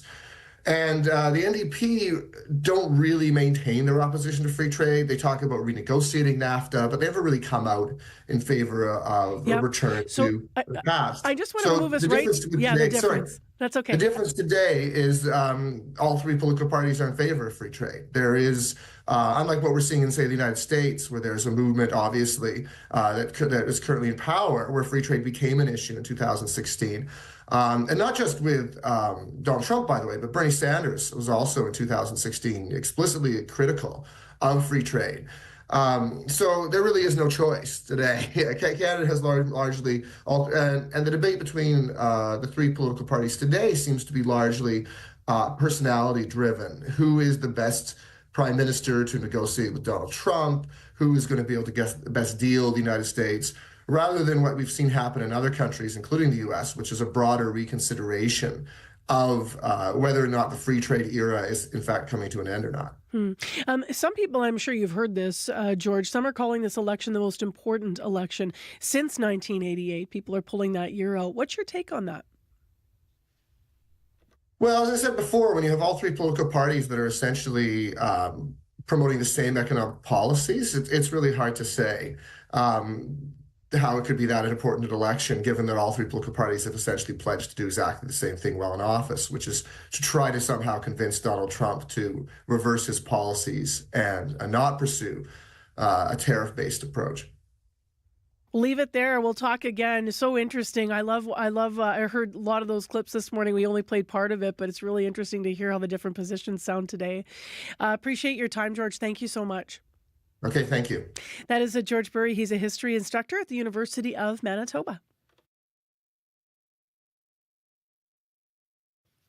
7:24 a.m. is the time right now. Still ahead, building community through poetry. ਹੰਝੂ ਦੁੱਖ ਦੇ ਖਾਰੇ ਇਹ ਵਗਦੇ ਕਿੱਦਾਂ ਪਾਣੀ ਰਲ ਸਕਦਾ ਵਿੱਚ ਅੱਗ ਦੇ ਕਿੱਦਾਂ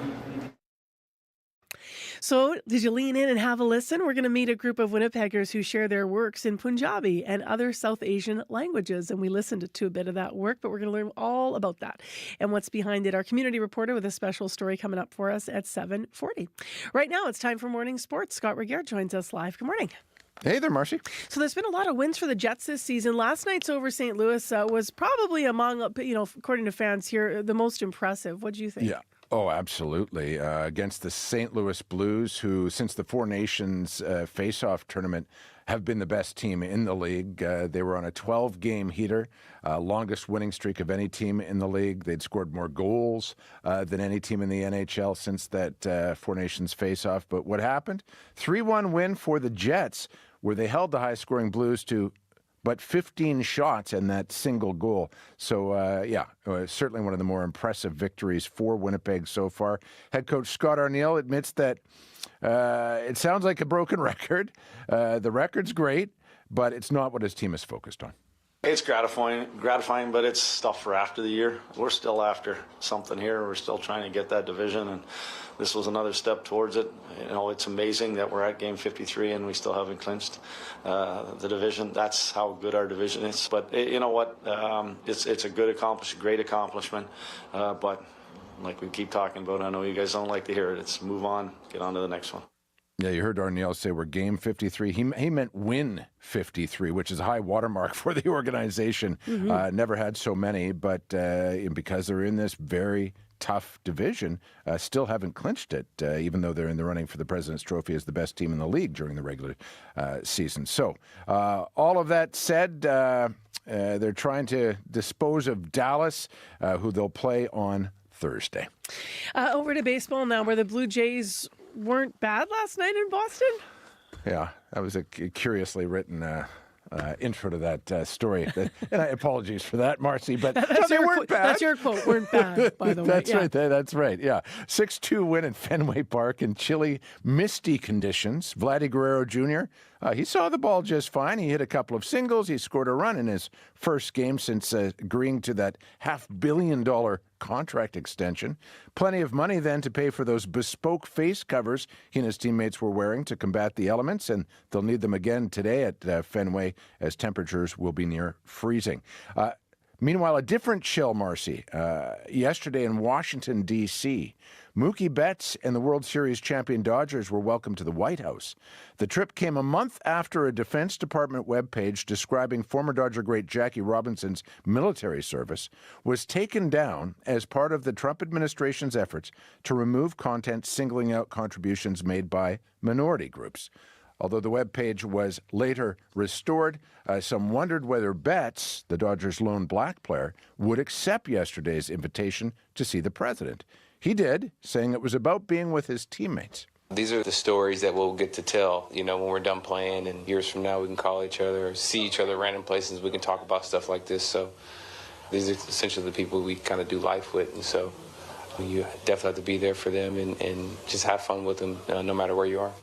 When Betts won the World Series with Boston back in 2018, Marcy, he was also invited to the White House but declined Trump's invitation. He says that the attention he received for his no-show made him very uncomfortable since it took the focus away from his teammates at the time. Let's finish with curling, where the Battle of the Sexes match was held last night. How did it go? Bonny display by Bruce Mowat, the Scotsman, Marcy, and men's world champion. Narrowly topped Canada's women's world champ, Rachel Homan. Taking some of the credit was former Toronto Raptor Matt Bonner, who was Mowat's celebrity coach. They told me I was going to be coaching, so I brought my board with me. Unfortunately, it does me no good because this is basketball and has no application here. So what I did was we had this really intense pre-match meeting, and I'm like, hey, remember when you won the world championships? Just do that. Now, that, in our line of work, Marcy, is called the KISS principle. Keep it simple, stupid. But joking aside, it was a great night at the sold-out Mattamy Athletic Center. A portion of ticket sales and all of Mowat and women's and Homan's winnings were donated to charitable causes. So a great night in curling. And by the way, at that same facility, the last Grand Slam of the season, the Players' Championship, gets underway today. All right, thanks a lot, Scott. You betcha. We'll talk to Scott again tomorrow. We do each and every morning here on Information Radio at 7:25 with Morning Sports. It is going to be a sunny day ahead. Our commute's been great this morning so far. Call us if there's a problem out there, though, wherever you are, if you're in southern Manitoba or if you're in the north, on the highways or in your city or community. Let us know what your commute is like, and we'll pass it along if there's an issue. 788-3093. Your CBC Winnipeg News is next. This is CBC News. Good morning. I'm Heather Wells in Winnipeg. At 7:30 it is -3, and this is more like it. Sunshine and a seasonal high in Winnipeg today of 8. A First Nations leader still hopes for change. 5 years after the death of Aisha Hudson, the 16-year-old was shot and killed by police April 8, 2020, following a liquor store robbery and high-speed chase. The officer who shot her was not charged. The province's chief medical examiner called an inquest to further examine the circumstances of Hudson's death. Assembly of Manitoba Chiefs Grand Chief Kyra Wilson says it's important for this inquest to get it right. We need to make sure that we are taking our time when we are looking at systemic change, and therefore these things may take time, and I know the family is patiently waiting for some answers with that.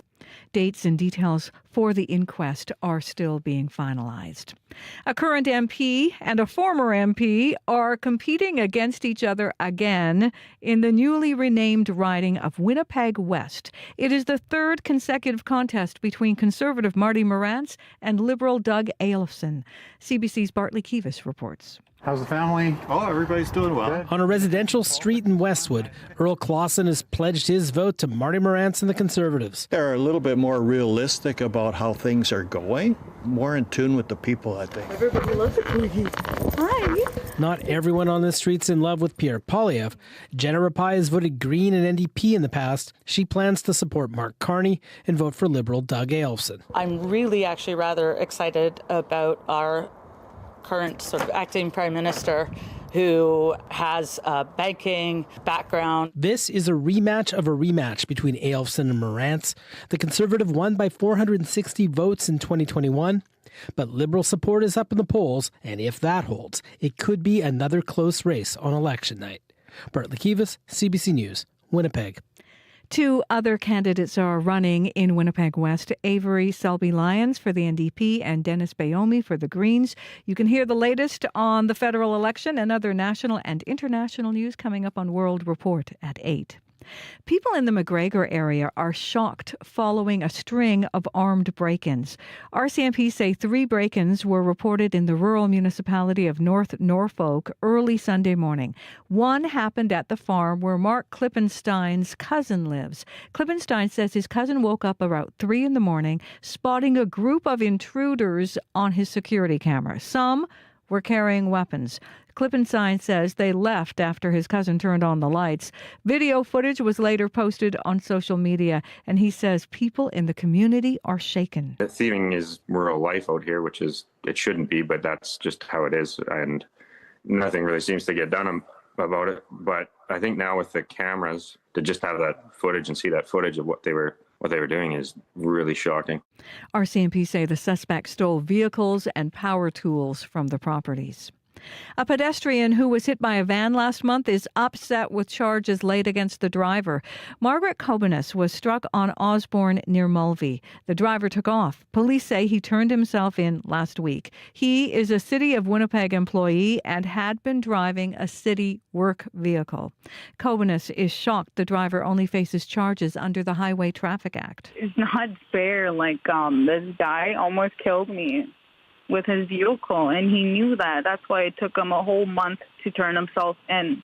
Police did not release the name of the driver. The city has declined comment. Kobenis says she can't take care of her 2 children because she is in a wheelchair with a broken pelvis. Nearly 250 scientists and researchers in Manitoba have signed an open letter to the province demanding more funding. It follows Premier Rob Canu's call for scientists in the U.S. to consider moving here. Robert Beattie is a biochemistry and medical genetics professor at the University of Manitoba. He says Manitoba ranks last among provinces in terms of per capita research funding. It's hard to foresee how we can welcome new researchers into the province when we are already struggling to keep the current ones here. Beattie and others who signed the letter plan to meet with the Advanced Education Minister later this morning.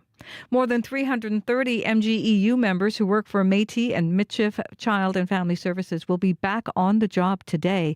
The Union Bargaining Committee and Manitoba Métis Federation have reached an agreement to resolve the outstanding contract negotiation through arbitration. The members walked off the job 2 weeks ago over issues of wage parity and other CFS agencies. The arbitration hearing is scheduled for April 22nd. Well, the Winnipeg Jets score a franchise record. Alex Iafallo in the third period on Prime as the Jets beat the Blues 3-1. It is Winnipeg's 53rd win of the season, a new record, and the Jets snapped the Blues' 12-game winning streak. Head coach Scott Arniel says it was a solid 60 minutes of hockey. Everybody kind of figured out after the first period who their matchups were, who they were going head-to-head, and I thought all four lines won their matchups, and along with the D-men, obviously. And, yeah, you know what? When you do that with 20 guys doing that, that's a tough team to beat. Next up, the Jets are in Dallas Thursday night. The Stars nipping at Winnipeg's heels in the Central Division, just 5 points behind. The Jets are still top of the NHL standings, 3 points ahead of Washington. You can find more Manitoba news at cbc.ca/Manitoba. All right. It's looking good everywhere I was yesterday, Heather, out doing election streeters.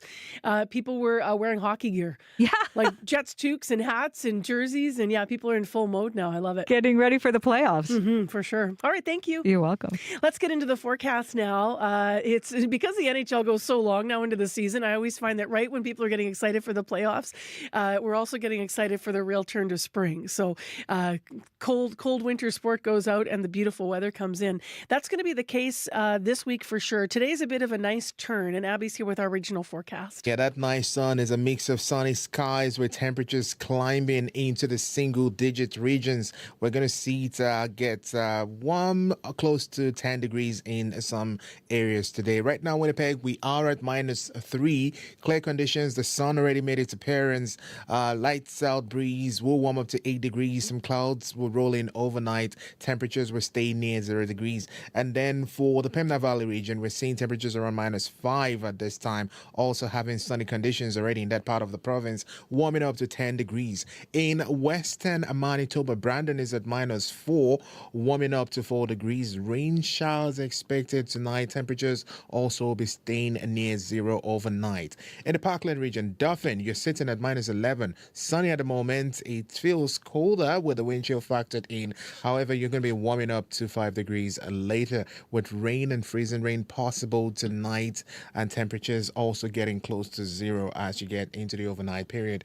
Gimli is at -8. Clear conditions, sunny skies in the forecast. A high of 4 degrees. The powerful influence, we're seeing temperatures around -8, also enjoying some sunny conditions at this time. Expect a high of 5 degrees. Thompson, good morning. You are at -6. You are the part of the province getting the partly cloudy conditions this morning. You warm up to 5 degrees. You warm up to 3 degrees today, and these cloudy conditions will stay with you into the overnight period where you deep to -7. Churchill, frigid at -23.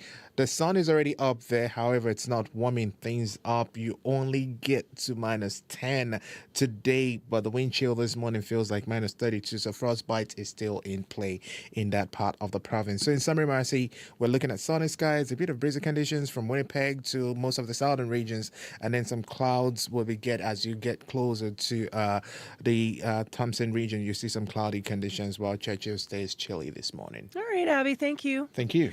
Corey has popped back in. You've been a lonely man on the traffic line. It's been very quiet, which is A-okay with me because it means roads are actually pretty clear. No major issues that I've seen out there at all. Sidewalks are clear as well. But if you are there, you see something going on, do give me a call on that CBC commuter line, 204-788-3093. Could be a good wash the car day. Ooh, yeah, I think so. Yeah. It is right now 21 minutes to 8 o'clock. And next on the show, Punjabi poets in Winnipeg are building community through shared language. CBC caught up with some local poets. Here's our CBC Manitoba community reporter with more. Writing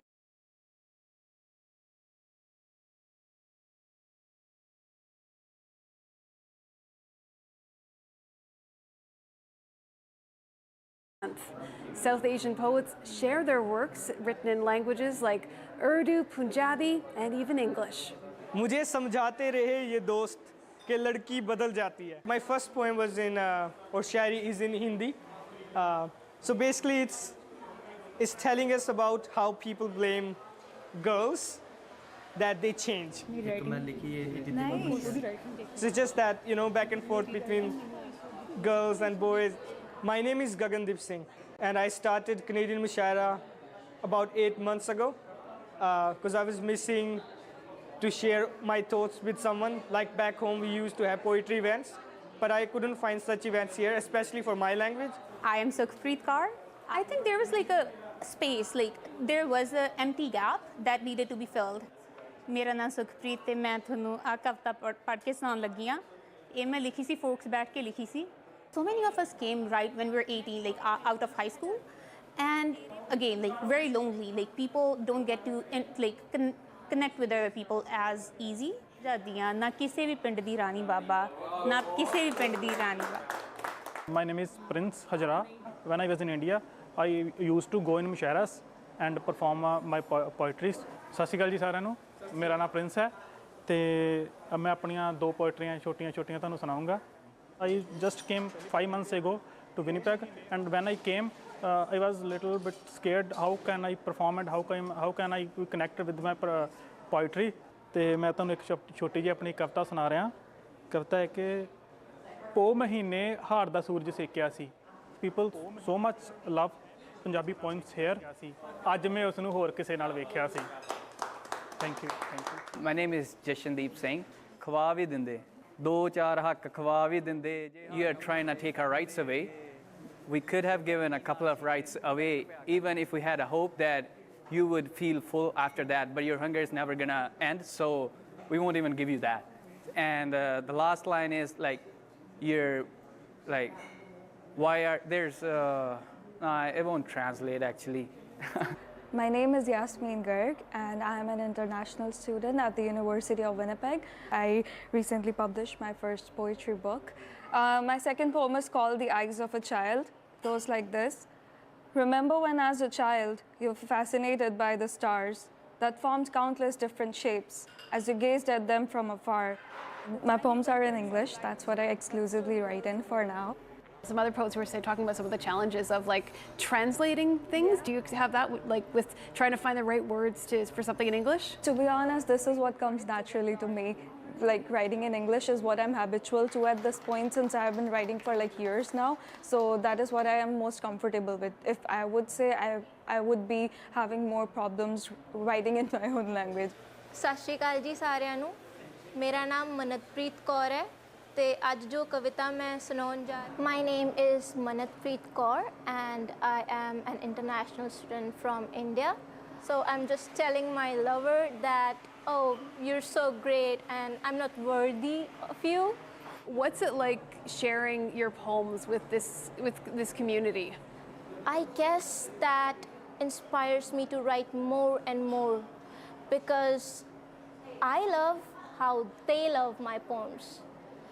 Even if I find some of my poems to be a waste, they think that they are too good. Thank you.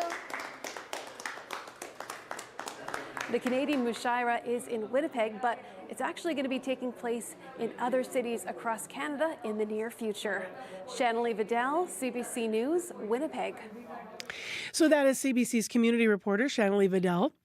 And with a story this morning about Punjabi poetry and that group making the work. You can find more information, by the way, about the Canadian Mushaira on Instagram. This election, your vote matters more than ever. CBC News is your go-to with real-time election tools, helping you make an informed decision. Use Vote Compass to find out which party is closest to your views. Compare election platforms from Canada's major parties with the Party Platform Tracker. And in the lead-up to the election, find out where the polls stand with Poll Tracker. Because this is your vote. Canada votes 2025. Visit cbcnews.ca or download the free CBC News app. 7:44 a.m. the time right now. It's -3 in Winnipeg. It's -5 in Brandon. Thompson's -6. So we're going to get to no minus. I'm so used to saying that. We're going to get to 8 today. Not quite double digits, but we'll have lots of sunshine in our forecast here in the city of Winnipeg. Brandon's going to be sunny as well. Not quite as warm. Your high today is going to be 4, as Abby was just mentioning. Well, before we turn our attention to our partisan political panel, I actually am going to take you back down memory lane. If you were listening to the show a little bit earlier, you heard that we were playing an exchange from 1988. Liberal leader John Turner in a 1988 debate with Conservative Prime Minister then Brian Mulroney. They were talking about the recently signed free trade deal with the U.S. But Dan Vandel, who's in actually to be in our partisan panel, was walked in and was reflecting on that. It took you back, I heard. Absolutely, 1988. Oh, we got to get your mic on. Sorry. I'm talking. There we go. We're all good now. Okay, Yes. this took you back, It hearing did. this clip of the debate. The 1988 election is when I first really became involved in and aware and alive to politics, and I actually got involved in the campaign. The free trade election was really the talk of the town. It was very passionate. Who were you in 1988 in Winnipeg? 1988, I think I was in my second year of School of Social Work at the Winnipeg Education Center. I had just finished a boxing career, worked at Mamaway for a year, and I wanted to learn how the world worked. Yeah. Went back to school and got interested in politics. It was the time of the Aboriginal Justice Inquiry with Murray Sinclair about that same time, and it was really a dynamic, interesting time. Meek Schlake, I believe, came shortly thereafter, and it was a great time to be young and be involved and interested.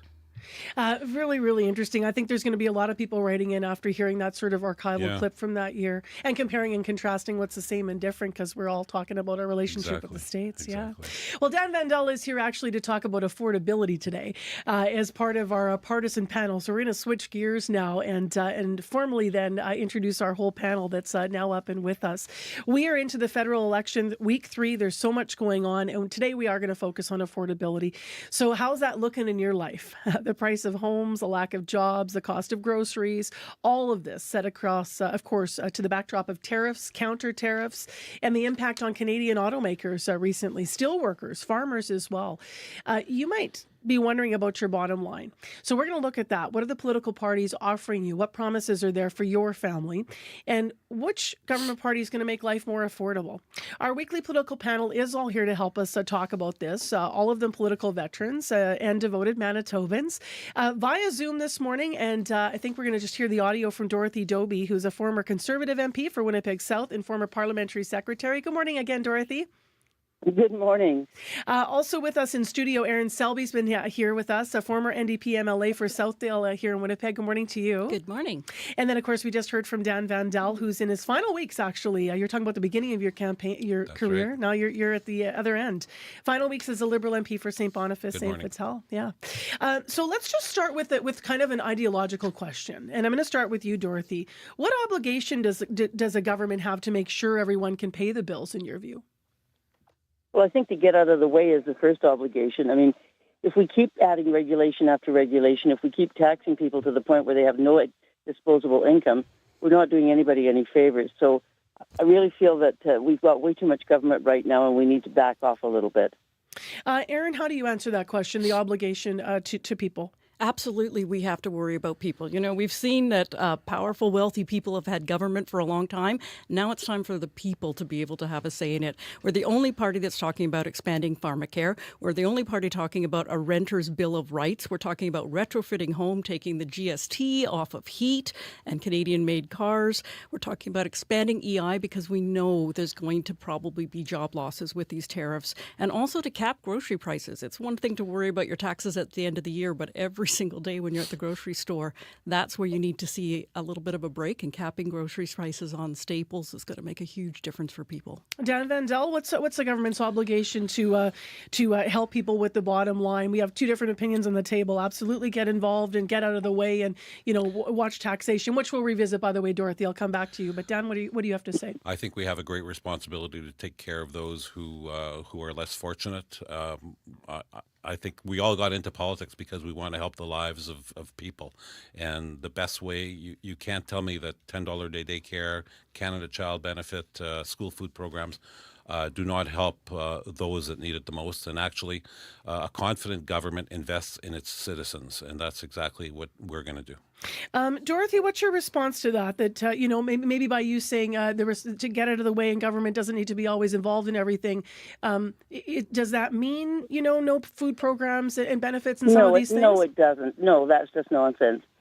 But here's a plan that Pierre has, which makes some sense to me. First-time homeowners, for example, won't have to pay the GST. That's a huge hit. The GST on a first-time home, especially with the price of homes. That's what I mean by government getting out of the way. Reasonable policies that don't enforce government's will on people who have a will of their own and allows them to spend their money where they can spend it the best themselves, make their own decisions. Of course, we have to help the less unfortunate. We have to have the money to do that. And to have the money to do that, we have to let those who can manage to manage on their own without being stifled by government regulation, taxation, and so on. So a little bit more freedom, lots of care for people because that's what we believe in. But I think we have to allow people to make their own decisions. So is there room for more freedom, Aaron Selby? I'm going to go to you because I actually saw you, I think, react physically while Dorothy was speaking, and I'm not sure what point was sort of sticking with you here. I think most of the points. I mean, if you don't have a job and you don't have money, how are you going to pay your rent? How are you going to buy a house if you're unemployed? We need to expand EI to make sure that people have support when they need it. We need to make sure that people going to the grocery store can afford to buy milk, to buy bread. Absolutely, they have to have a job, but people are going to lose their jobs. Hang on, Dorothy. We'll come back to you in a second. So, Dorothy, what are you saying there? I'm saying you have to have a job. You have to have development. You have to have opportunity in order to be able to have a job.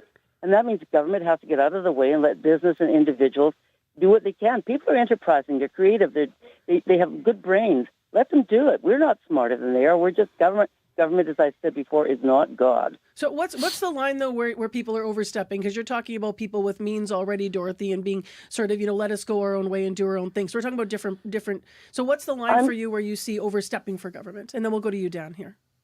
Well, first of all, I think that if kids can't get a job, it's because there are no jobs available. If there are no jobs available, the answer is, why aren't there jobs available? It's because there's no opportunity for business to expand and to develop.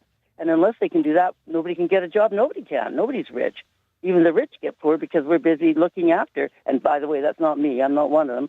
But those who have more money are busy looking after those who don't, when they should be just trying to start new things. What if you had a farmer who didn't farm? We have to have people who work to make it possible for other people to work. Let's go back to the studio here because people are both are reacting. Dan Vandal?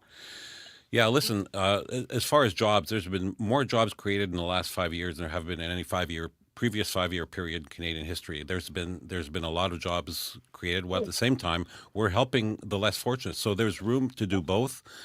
Canada is in an envious position. Actually, we have the best quality of life most of us have the best quality of life of any country in the G7. And we have a lot of room left to both create jobs and to make sure that we're taking care of people. How are you going to pay for it? So let's get to the question of, Dorothy's saying let's not overtax, but obviously there's taxes involved in all three of your party's plans and also tax breaks involved. So let's look through those plans and what you've promised to sort of pay for the promises and how you'll help, help Canadians with money. So Aaron, let's start with you. Well, let's close some tax loopholes so that companies like Brookfield, that Carney was the chair of, have to pay taxes when they make money. I mean, that company, for the last 3 years that he was the chair, avoided paying $5.3 billion in taxes. We've got $39 billion every year that sits on the table that people avoid paying taxes. Wealthy corporations, let's have them pay their fair share because you and I do, so why shouldn't they? Dan Vandal? Yeah. Well, actually, our position is that we're going to lower the tax rate 1%, which is going to benefit the lowest income people tremendously. Actually, we're eliminating the GST on first-time home buyers. We're going to make the EI system more responsive to people that actually need to use the EI system. And yesterday, we announced that we're going to increase GIS for seniors by 5%. over and above the 10% increase we've allocated for the last 10 years. So we're not forgetting about seniors. We know that the lowest income seniors are having a difficult time, so we're going to make sure that there's some help coming. How are you going to pay for it? Before I go to Dorothy here, because I know the NDP has said they're keeping certain things, like the proposed increase in capital gains tax, for example. So some of the money will still be flowing, but your party's not going to be doing that. And now the carbon tax off the table. So how are you going to pay for that? We're going to pay for it by creating economic activity, by actually creating jobs, which we have a tremendous record of doing. We're going to make sure that more people are actively working and paying taxes. And as I said on previous visits here, we have the lowest debt to GDP of any country in the G7. So there's fiscal firepower left to invest not only in the economy, but to invest in Canadians, because confident governments invest in their citizens. Dorothy, I want to ask you about something specific here. So I know that your party has talked about increasing contributions to a tax-free savings account. But to do that, you have to have money to make that kind of investment. So where do you see the strongest things in your Conservative leaders' platform and the Conservative platform in this election to really help middle class and lower income earners? Well, first of all, I'd say that governments don't create jobs. We do a terrible job of creating jobs in their make-work projects, and they don't usually have any productivity. So people create jobs, and that's what I go back to. We have to allow people to do that. By doing things like not rescinding the Bill C-69 and limiting oil and gas production and other mineral production as there's they want to do right now in government, we're actually limiting the opportunity for people to create more opportunities for jobs for Canadians. So yeah, we can talk about all kinds of rebates and tax cuts and so on, and we should cut taxes as much as we can afford to at a time. But number one, I have to go back all the time. Open up the doors and let people do what they have to do to make the country a wealthy place. Winnipeg should be the wealthiest province in the country, and yet it's been held back repeatedly by several generations of NDP governments from making the kinds of decisions that need to be made to let us get our minerals out of the ground, get our products to the marketplace, get our products, not just but potash and things like that, out to the rest of the world where we can actually make some money. So let's lean into that for a moment then, because you put it on the table repeatedly here, Dorothy. Dan Vandel and Aaron Selby, what would you say? I know that was a provincial comment, but when you look nationally, have the NDP and the Liberals made it too difficult for private companies and such to just do what they can do and get the minerals out of the ground and get the free market moving and be a wealthier nation? And since the Liberals have been in power for 10 years, I'm going to ask you, Dan. Absolutely not. But the key is finding a balance between resource development that protects the environment and makes sure that the jobs actually go to the people who live where the resources are being developed. We don't mind the way we used to 40 years ago in the north and in rural areas. We want to make sure that the benefits actually accrue to people who work there, many of whom are Indigenous peoples. But the key is finding a balance between job creation. As I said, there's been lots of jobs created, and making sure that we're taking care of the less of those who need help. Do you think the Conservatives won't take care of the environment as they're working to increase what is happening with our production? I would say 3/4 of the Conservative rank and file don't believe that climate change is actually real. So they will have less. Hang on, I got to let Dorothy I have to let Dorothy respond to that comment. I think we are the original conservationists. We are the ones who manage the most. We care the most about the environment. Any of the large environmental organizations were started by Conservatives. So don't say that. But there is a sensible way to use the resources and still protect the surroundings that people live in. And by the way, I just want to say one thing about Indigenous people.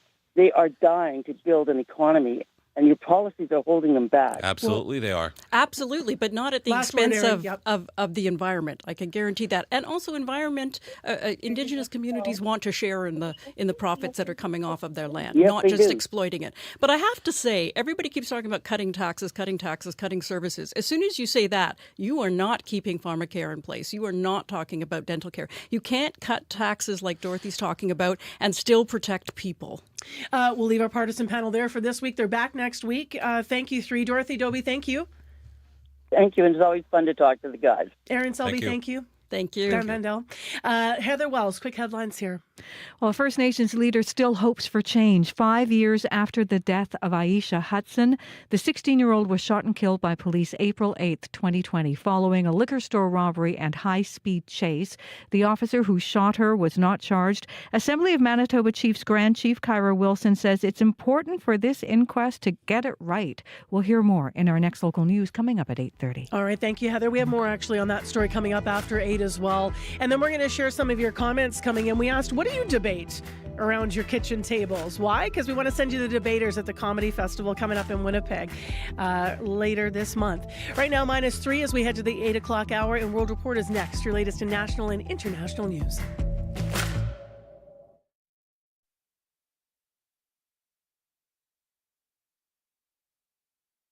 Great sitarist, but she says a lot of cliche ideas about the instrument is holding it back. Anushka will tell you why she wants to free the sitar and show you the possibilities. Who can help me create sound from this instrument that's like more high definition than it's been before? Q, this morning at 10:30 in Newfoundland, and on the CBC Listen app, or wherever you get your podcasts.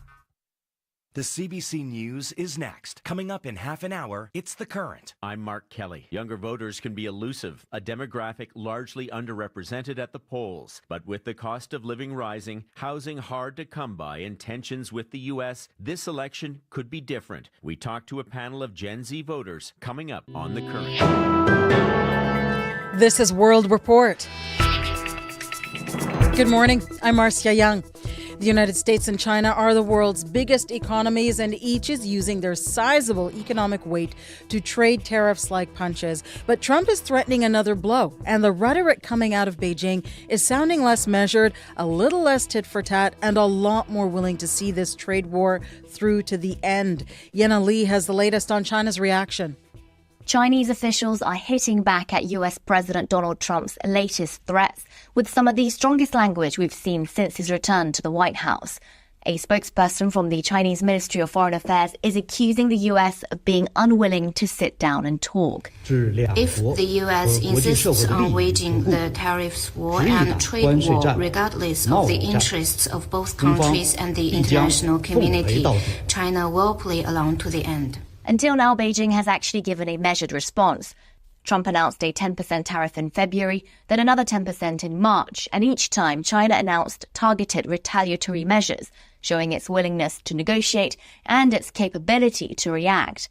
Now Trump is threatening an additional 50% tariff. The tone has escalated, and Chinese financial markets, both mainland and in Hong Kong, have yet to recover after a catastrophic trading day on Monday. Yesterday, the Hang Seng saw its biggest one-day drop since 1997. Yenna Lee for CBC News, Beijing. Both European stocks and U.S. futures saw some improvement this morning. European shares rallied over 1.5%. The biggest gain is Britain's FTSE, which shot up 2.5% in midday trading.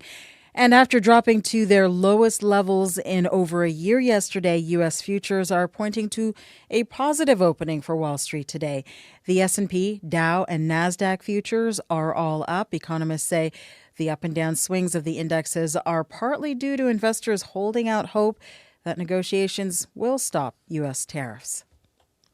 Donald Trump's trade representative will be in the hot seat today. Jameson Greer will appear before a Senate Finance Committee, where he is expected to defend the president's tariff war. The CBC's Katie Nicholson joins me now from Washington. And Katie, what can you tell us about today's hearing? Well, you could expect fireworks. Democratic Senator Maria Cantwell is on the committee. She put forward that bill with Republican Senator Chuck Grassley looking to wrestle the power to enact tariffs back to Congress. And Greer also has to worry about Grassley. He's from Iowa, where a lot of his constituents are really concerned about how these tariffs are going to impact the agriculture sector. Independent Senator Bernie Sanders is also on the committee. And of course, he has called the way that these tariffs have been implemented unprecedented, illegal, and another step toward authoritarianism. Greer is likely going to push the White House line that these tariffs are going to boost the domestic revenue and manufacturing and eliminate that $1.2 trillion trade deficit. Now, in a copy of his prepared remarks for this morning, Greer calls this a moment of drastic overdue change, and it's a message he's going to have to sell amid the backdrop of markets that have shed trillions since the plan was unveiled. We're expecting Trump's reciprocal tariffs to kick in at midnight. What can you tell us about that? And this is that second wave of tariffs where those really high percentages get applied to dozens of countries. So let's just zoom in on one example. Take a look at your sneakers, pull out the tongue. Were they made in Vietnam?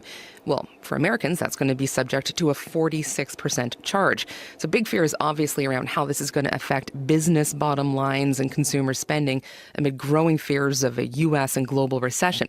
So Moody's chief economist Mark Zandi on Power and Politics yesterday said, "We aren't there yet, but we could be by the summer." Given all the things that are kind of unfolding here, and the president doesn't find an off-ramp, for these tariffs, we'll see some negative job numbers. And when the academics sit down and date this recession, it will be, June or July 2025. And that is precisely the sort of prediction that is causing cracks in the president's base on Capitol Hill, because many congressional Republicans worried about running in midterm elections in a recession potentially caused by their president. Thanks, Katie. You're welcome. The CBC's Katie Nicholson in Washington. The Kremlin says it supports Donald Trump's plan to have direct talks with Iran about a nuclear deal. Безусловно, потому что мы неоднократно говорили, что мы... Kremlin spokesperson Dmitry Peskov told reporters this morning Russia wants to settle Iran's nuclear file through diplomatic and political means. Yesterday in the Oval Office, Trump said his administration is already in contact with Iran and they expect to have a meeting on Saturday, part of a bid to prevent Iran from acquiring nuclear weapons. The White House has not said where these talks are supposed to happen or which official would be involved. Conservative leader Pierre Poilievre is holding some huge rallies in this election campaign, but his event last night in Alberta was exceptionally large. The party estimates 12,000 people showed up. As Olivia Stefanovich reports, Poilievre was not the only person supporters came out to see. Canada right now needs change more desperately than it perhaps ever has. Former Prime Minister Stephen Harper taking the stage in a large warehouse outside of Edmonton to give party leader Pierre Poilievre's campaign a boost. I am the only person who can say that both of the men running to be Prime Minister once worked for me. Harper endorsed Poilievre in front of a crowd of thousands who lined up for hours to get into the rally. They cheered as Harper took a few swipes at Liberal leader Mark Carney, who was governor of the Bank of Canada when he was in power. I say that as the guy who actually did lead Canada through the global financial crisis. Harper also tried to blunt criticism about Poilievre being a career politician by describing his political experience as the single most important skill set for a prime minister. Poilievre said it was a thrill being on stage with Harper. He is the greatest mentor I could ever ask for. It's the first time Harper is out campaigning with a Conservative leader since his government was defeated by the Liberals in 2015, making a rare but significant appearance to build momentum for the Conservatives as they try to win back their lead in the polls. Olivia Stefanovich, CBC News, Nisku, Alberta. The Liberal and NDP leaders are both out west today. Mark Carney held a rally for supporters in Richmond, BC last night. He is keeping his message focused on the battle against U.S. tariffs. The Americans understand money, lawyers, and Fox News. So we're fighting them with tariffs. We're fighting them in the courts. And as I said last night, I wasn't joking. We sent Doug Ford down onto Fox News to and he's doing a damn good job. Jagmeet Singh is also in the Lower Mainland. The NDP leader will join the picket line beside striking workers with the BC General Employees Union. And he's also scheduled to meet with the Union of British Columbia Indian Chiefs, Grand Chief Stuart Phillip. Green Party co-leader Elizabeth May is in Guelph, Ontario again today. She is expected to unveil her party's healthcare platform. In Nova Scotia, some 2S LGBTQ plus people say they no longer feel safe as they once did. That is because of incidents of vandalism targeting the community. Recently, a sex shop and a bookstore in Halifax were vandalized 3 times in 1 month. The CBC's Andrew Lamb reports. These incidents have made Kay Skinner feel less safe. The vice chair of Lunenburg County Pride says she sometimes intentionally hides her queerness to avoid hate. It's really hard knowing that I've done so much work to be an openly queer woman for myself, that I'm now having to go back to a space where I'm pretending that I'm not part of the 2S LGBTQI community in specific community spaces. In Halifax, the most recent incident of vandalism at the iconic queer-owned store Venus Envy included a handwritten letter left in the doorway. The store said in a statement that the letter referenced the extermination of queer people. Jay Roy is trans and owns a comic shop in the municipality. He says he was heartbroken to hear what happened. It's not the first time we've seen it, unfortunately, this kind of act in Nova Scotia. Helen Kennedy is head of the Canadian advocacy organization EGAL. She believes hate has been emboldened by U.S. President Donald Trump's executive orders targeting the 2S LGBTQ plus community. Now it's basically giving people permission to engage in these types of negative discriminatory activities towards members of the 2S LGBTI community, in particular trans and gender diverse people. But Kennedy says the hate was already here in Canada regardless of what's happening in the U.S., and that we all need to take responsibility for that.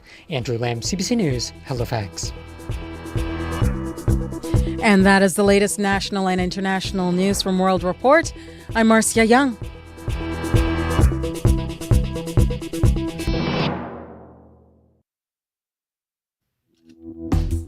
Well, hello, everyone. On this sunny Tuesday morning, great to be with you. I'm Marcy Marcusa. This is Information Radio. We're live with CBC's team here in downtown Winnipeg on 89.3 FM. Also, 9:90 a.m. on the app and on YouTube this morning. Stay with us this half hour. If you entered yesterday to see the debaters live by telling us what it is you debate at your kitchen table, we're going to share some of those entry responses, and then we will announce our winners. The debaters will be in town for live taping next month for the Winnipeg Comedy Festival. Or May 2nd and 3rd is when that's happening. In addition, this half hour on the program to serious news and serious anniversary. We are going to be talking this morning about Aisha Hudson. You may have heard in the news some discussion about the 16-year-old. Remembering her. It's been 5 years since the Winnipeg teenager was shot and killed by Winnipeg police, and advocates say our province still has a long way to go when it comes to protecting Indigenous youth. So we're going to have that conversation this half hour on the program. Right now, let's go to the news and our headlines with Heather Wells at 11 minutes past 8 a.m. And I think we're just having a challenge hooking up with Heather, which is strange, but she's probably just busy in the news center. So, Abby, are we okay to get right into the forecast now, and then we'll get back with Heather? I'll fill in for Heather for now. We're looking at sunny conditions in the city, -3 at this time. Sunny skies already greeting the day. It's a wonderful day. We're warming up to 8 degrees, and that's going to be the condition for most regions down south. More than Brandon, Duff, and Gimli, we're going to see sunny conditions warming up to 9 degrees. And then further north for Flin Flon, Thompson, and Churchill, we're looking at also sunny conditions with highs ranging from 3 degrees in Thompson to -10 in Churchill. And that wind chill of -35, it's still a concern for folks in Churchill this morning. But for Winnipeg, current temperature -3, sunny conditions, warming up to 8 degrees. All right, thanks, Abby. Thank you. We'll get into our morning commute in a second here. Let's go right now to our newsroom, though, where Heather Wells is with our headlines. Good morning. Good morning. Well, people in the McGregor area are shocked following a string of armed break-ins. RCMP say 3 break-ins were reported in the RM of North Norfolk early Sunday morning, one at the farm where Mark Klippenstein's cousin lived. He says his cousin saw a group of intruders on his security cameras. Some were carrying weapons. We'll hear what happened next. And a pedestrian who was hit by a van last month is upset with charges laid against the driver. Margaret Kobenis was hit on Osborne near Mulvey. The driver took off, and police say he turned himself in last week. He is a City of Winnipeg worker who had been driving a work vehicle. Kobinus is shocked. He only faces charges under the Highway Traffic Act. I'll be back with more Manitoba News at 8:30. Thanks, Heather. You're welcome. All right, Corey Funk, how's the commute? Got a call from Laura on the commuter line. She said, Sergeant, there's some construction there that has it closed both ways between Valor and Wall. It's been on for a few days now, so just letting folks know. So you might want to avoid that. Other than that, though, if you do see anything else going on out there, give me a call on the CBC commuter line. It is construction season officially now. So if you see anything else, be like Laura, give me a call, 204-788-3093.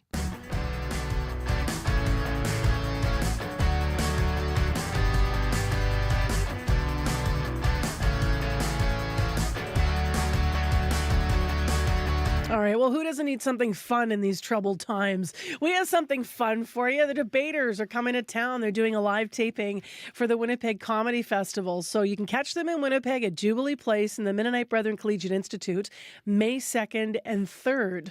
So we have a pair of tickets for each of those shows to give away. And yesterday we asked you to write in and enter. And we asked you to try to win these tickets to tell us what you debate in your home. So Corey and I are going to run through the entries here and then we'll announce our winners. So what are people talking about? Yes, so Janessa Naylor-Giesbrecht wrote, and she says, my husband and I have been together for 17 years and continue to debate the importance of the birthday day. I'm a staunch supporter of celebrations on the day of your birthday, and he is indifferent and thinks it can happen whenever is the most convenient, which he says is ludicrous. We also What do you really think, though, Janessa? Yeah, exactly. We also heard from Mona Hegdecker, and she says how to correctly load the dishwasher. Big debate in her house. Right? There's always, it's how it always works out. There's always one who's like very particular. I'm the one who's not. Yeah, me too. Mm-hmm. I'm a pack I it just all throw in. it all in. And then John Paul will sometimes stand there mindfully, and then I'll just hear him quietly go, you know how the dishwasher works, right? You have to have space between them, and I'm packing it all in. For me, Annika pulls a bowl out of the dishwasher and said, this is why you load it properly, because there's speckles all over it. Man, that's why we go on work trips well together, Exactly. you and I. All right, Penny Beale says, in my house, we debate when to plant tomatoes. After the new moon in May, the long weekend in May, she says, but there's a debate. Susan Altamar says whether or not to flush the toilet every time you go. So, if it's yellow, do you let it mellow or not? Do you flush every time? I love that. I love that people are just like open books. Yeah, Thank you. Big debate. Joanne Clausen, what constitutes a sandwich? This is very philosophical. Is a taco a sandwich? My son would say anything with a bread type layer is a sandwich. So then is a matzo stick a sandwich? That's to be debated. Very deep. Liz Cornelson, also whether charcuterie boards are overrated. Oh, Ooh. That's interesting. Yeah. We had charcuterie, you and I. Speaking of work trips, we were out in Clear Lake this summer. Mm-hmm. Remember? And Corey is so funny. Corey's like, he likes everything. So I'm like, how is it? And what did you say? I'd be like, yeah, it's pretty good. And so That's he's going to usually have my a answer for cooking everything. show where that's all he says. Yeah, it's pretty good. Melanie Fote Scott says, we debate to use a spoon or a fork when eating a fruit bowl. Oh, that's a good one. That's a good one. Carol Townsley says, ketchup or no ketchup on Kraft dinner. Ooh, you're getting into fighting territory there, I think. Common debate around this time of year. Susan Maxwell, shovel the driveway or let the snow melt. And Bethany Swanson, classic Canadian issue, pineapple on pizza. Yeah. Angie Conrad weighing in whether or not mushrooms belong in chili. The answer is no. Sorry. I never get to be opinionated. This is kind of fun, actually. It's safe telling you how I feel about mushrooms and chili, but that's a debate in Angie's house. And Matthew Dirksen said Minecraft versus Lego. Ooh. Okay, are you all ready? Okay. It's time to announce our winners. Yes, so we got Nicholas Smotricki, who wrote in, says, toilet paper, should the roll go forward or backward? You know what I mean? Yes. That's also a big debate in our household, so I'm a forward guy.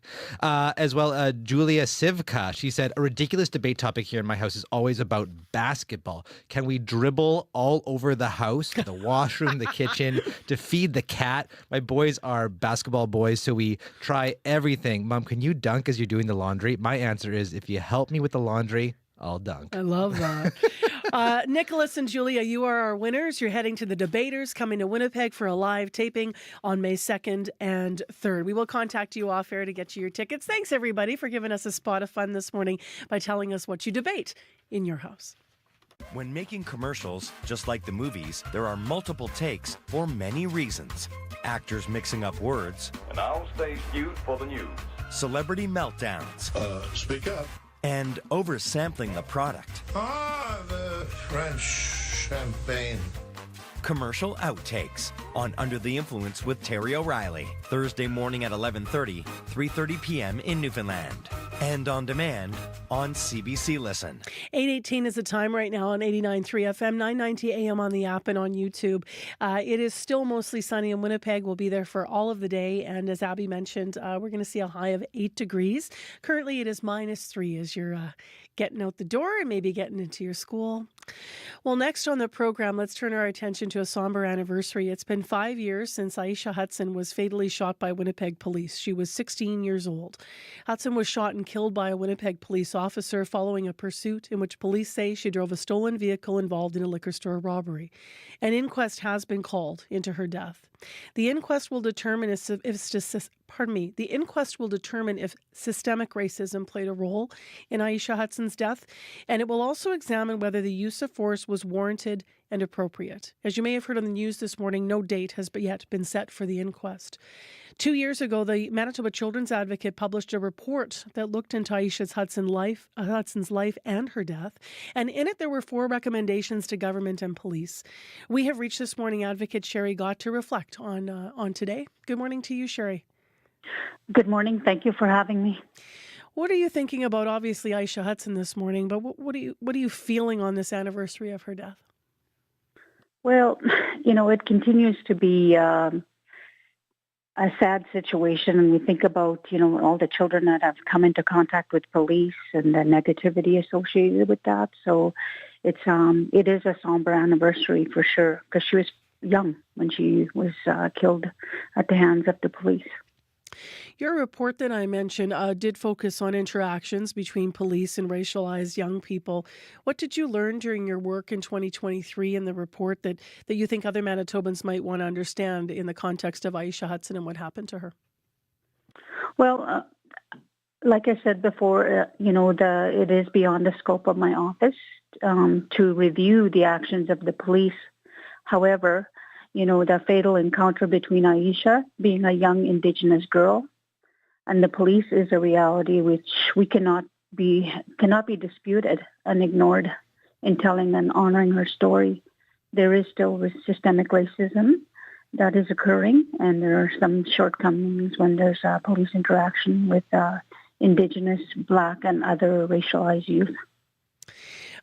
What can you tell us about what you learned about Aisha Hudson's life? What we do know is that she was the 3rd Indigenous person killed by the Winnipeg Police Service in a span of 10 days. And she was never charged with any criminal offense, but contact with the Winnipeg Police is documented throughout her life. Her experience with the police service was not singular, and it is part of her life story, as with many children who come into contact with our office. And how is that so? How would she have come into contact with police? What did you learn about her life? Well, she was in and out of the child welfare system due to family instability. And we had to review that in her life. She was in contact with CFS and also the education system. And she was at risk. She was, although there was many supports in place for her through the coach program, and she was still, at risk. What is the coach program, and how did that support connect with Aisha? The coach program is run through the province. It's an intensive year-long program for children and youth ages 5 to 15. It includes mentors, principals, psychologists, behavior consultants. They use a strength-based approach to support the children and youth during transition phase to a community school. And children who have been involved in the child welfare system are referred to that program. And so, Aisha benefited from that program. Is it right that program, though, it only accepts children up to a certain age? Yes. up to 15, sorry. 15. And then, yes. And then hopefully they're transitioned into a community school by that point. But with Aisha, what we found is that when she was transitioned out of that program, all her supports kind of disappeared, and she went, started hanging out with different people, and thus it created this whole situation that we're in right now. Just having done past stories about youth and looking at the trajectory of their lives and such, those are such critical ages. Yes. As well for any young person, for any kind of influence, 15, 16, Mm-hmm. into those years. I want to ask you, about the impact of her death on other youth that you talk to. What do you hear from other youth in Manitoba about the impact of Aisha Hudson's death? Well, at that time, there was a lot of, like you said, there was a lot of youth impacted, and there was youth involved with her.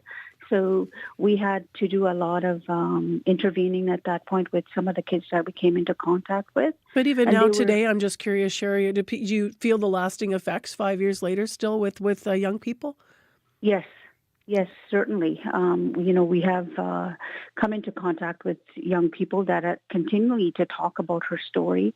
And as a result, it's the support is needed ongoing.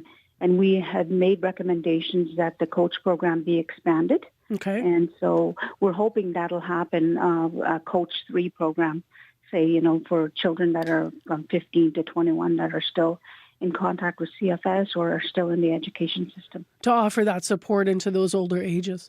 Yes. Yeah. Your office made recommendations to government and police. Beyond what you're mentioning, the hope of the coach program to be extended. What other things are you hoping might be implemented in terms of change? Well, we wanted one of our recommendations is to ensure that there's a program for youth much like the ARC program that's currently in place for adults. So what we wanted was to ensure that there is a similar program for the youth that come into contact with police. And tell me what ARC does for adults, for listeners that may not know. It's a kind of like a mental health clinician is attached with the police officer when they respond to a mental health crisis and a critical situation where, for example, a youth can be in contact with the police, and then if there is a mental health response required, there should be a mental health counselor in place. There is still no date for the inquest into Aisha Hudson death. We're 5 years since she died now. What's your response to that? Yeah, it's been a long time, right? So what we want, we want to keep her story at the forefront, and thank you for honoring her today. So what our hope is that, there'll be some systemic changes with her to address the systemic shortcomings, for a better future for all young people in Manitoba.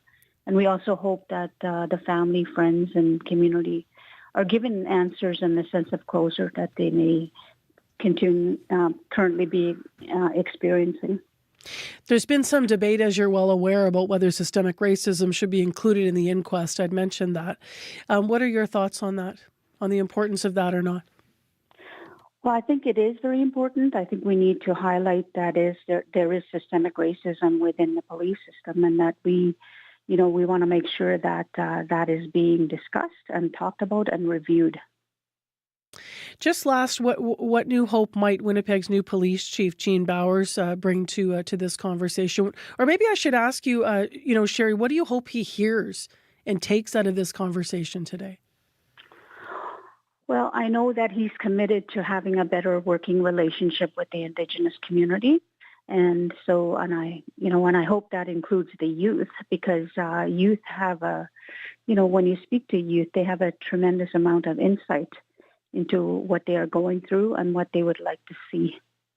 Really appreciate your thoughts today. Thank you so much for being with us on CBC. Thank you. That is Manitoba's children's advocate, Sherry Gott. Today is 5 years since the death of Aisha Hudson. And if you want to read more on the story, you can go on our website at cbc.ca/Manitoba. Your neighborhood, your community, your country, your world, your news that matters. News that belongs to you. Your World Tonight. Every night, 7 days a week on CBC Radio 1. On demand on the CBC Listen app and everywhere you get your podcasts. 8:27 a.m. Marjorie Dowhouse, host of Radio Noon, has popped in like she usually does to tell us what's coming up on her show and on the call-in portion. Hello. Hi, Marcy. Well, we're going to talk about another T word. No, not tariffs, because we talked about that yesterday. Even though it's still making the news, we're going to talk about taxes. Yeah, the tax deadline is coming up fast. It is April 30th. I don't know if you filed your taxes yet. Well, here's the joke in my house. I am always late. Always. Oh. But this year I mixed up when the deadline was. So I was like, the deadline's April 1st. For whatever reason in my head, I had that stuck. So I emailed the accountant and I'm like, I'm bringing it in. And he laughed so hard. He's like, this is the earliest you've ever been. So I am absolutely usually last minute. But well, that's good. You've got that out of the way. I filed my taxes too. But for a lot of people, they're not going to file until the deadline. And there's still enough time to learn about tax breaks, some of the tips and tricks that you can use to file your taxes. But also, it's important to know, too, to plan ahead for the next tax year to get yourself ready financially. So we're going to have a financial expert joining us to tell us about the tips, tax tips, and also how you need to prepare yourself for the coming year. Yeah. Always a good conversation, especially with all the different benefits. Mm-hmm. And if you're a student or maybe you're, new to Manitoba, like there's all kinds of different things that's pretty complicated. Yeah, there's lots of tax breaks out there. You just need to ask and look for them. All right, thanks. Well, you can ask your questions of the expert today on Radio Noon. Thanks, Marge. Marjorie Dowhouse, the host, and it's between 12:30 and 1, the live call-in conversation. If you want to ask a question now about taxes or you're confused about something, please call their listener line. That's the Noon listener line, that show, 788-3797. 788-3797. Thanks for being with us this morning on CBC's Information Radio, 89.3 FM, 990 AM on the app and YouTube. I'm Marcy Marcusa. Big thanks to our live team. I'll just take a moment before the news to thank Joni Nicolo and Megan Ketchison and Heather Wells in our news department, and our live team on the show, Corey Funk and Abby Adiyemi, as well as Brad Lillies. Your news at 8:30 is next. This is CBC News.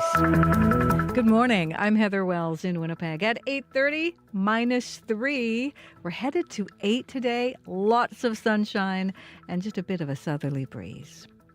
A family in McGregor is shaken after armed thieves were caught on camera breaking into a farm.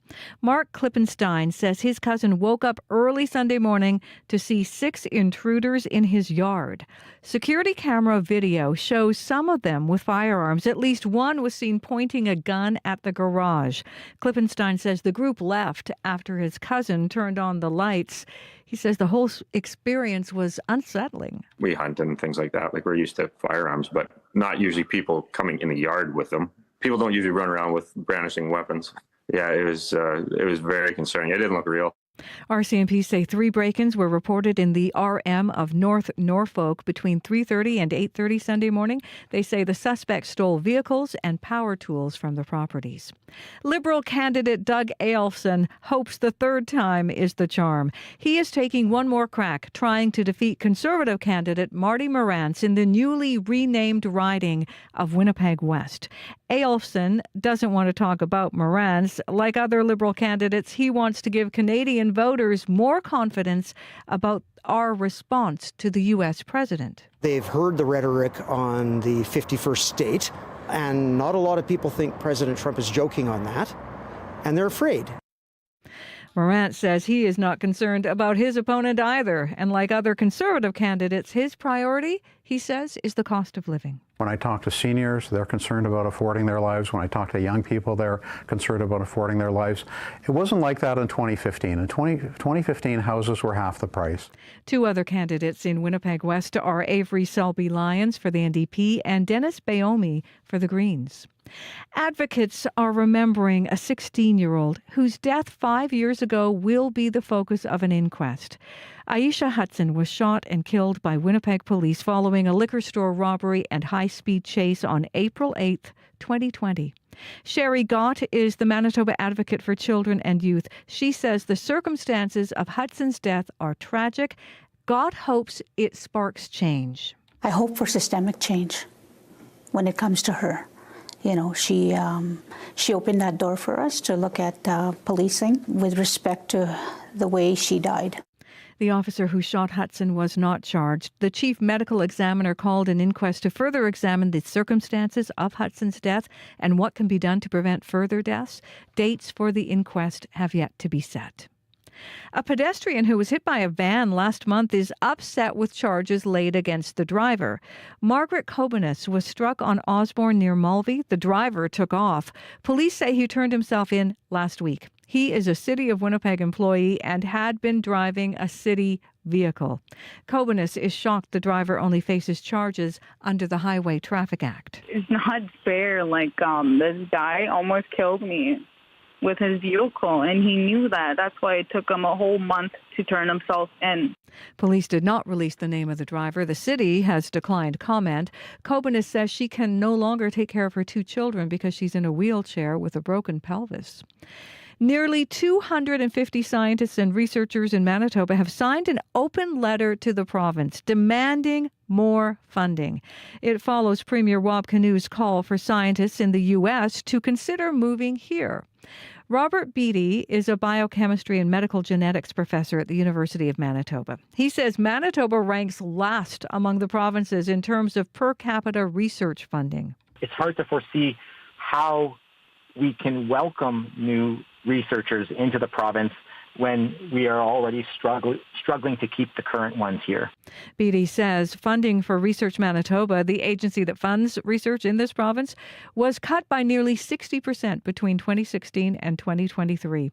He and others who signed the letter plan to meet with Advanced Education Minister Renee Cable this morning. More than 330 MGEU members who work for Métis and Michif Child and Family Services will be back on the job today. The Union Bargaining Committee and Manitoba Métis Federation have reached an agreement to resolve the outstanding contract negotiation through arbitration. The members walked off the job 2 weeks ago over issues of wage parity with other CFS agencies. The arbitration hearing is scheduled for April 22nd.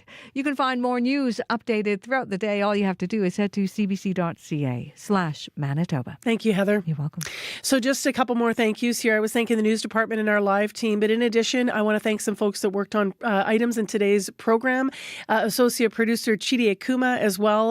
Donna Carrero, who has been producing our election panels, and Nellie Gonzalez, who's our lead producer in charge in our unit and has been filling in for Leif Larson. Also, Shanley Vidal, our community reporter, working on her item for today's program. Well, I hope you might consider joining us tonight. I just want to make quick mention here that for 6:30 to 8 o'clock tonight, I'm going to be moderating a debate. This is put on by it's a town hall debate format put on to debate accessibility in Canada by the Manitoba League of Persons with Disabilities and Elections Canada. It's an event. So if you want to be attending, it's held tonight from 6:30 to 8 at the Unitarian Church. That's here in Winnipeg, 603 Wellington Crescent. So maybe we'll see you there. They do ask that you register to attend in person, or you can view online if you want to access things that way. You can go to my Facebook page, Marcy Marcusa, for links, or you can go to the Manitoba League of Persons with Disabilities website. Corey, last word in the commute. Laura called the commuter line Sargent from Valor to Wall closed both ways for construction. City says that's going to be the case till about April 22nd. Should hopefully be done by then. All right, thanks, Corey. Abby? And for folks attending that event, definitely it's going to be a warm and mild one with this highs of 8 and 10 degrees. We're going to be seeing in the Red River Valley region. Other regions will see 5 degrees. That's talking about Dauphin, Gimli, and Brandon. All right, thanks, Abby. Thank you. We're all back tomorrow with another edition of Information Radio right here on CBC. Take care, everybody. Have a great rest of your Tuesday. Thanks for making time for the show today, and we'll talk to you again tomorrow morning on 89.3 FM, 990 AM, or on YouTube, where you can find any of the shows in case you missed something.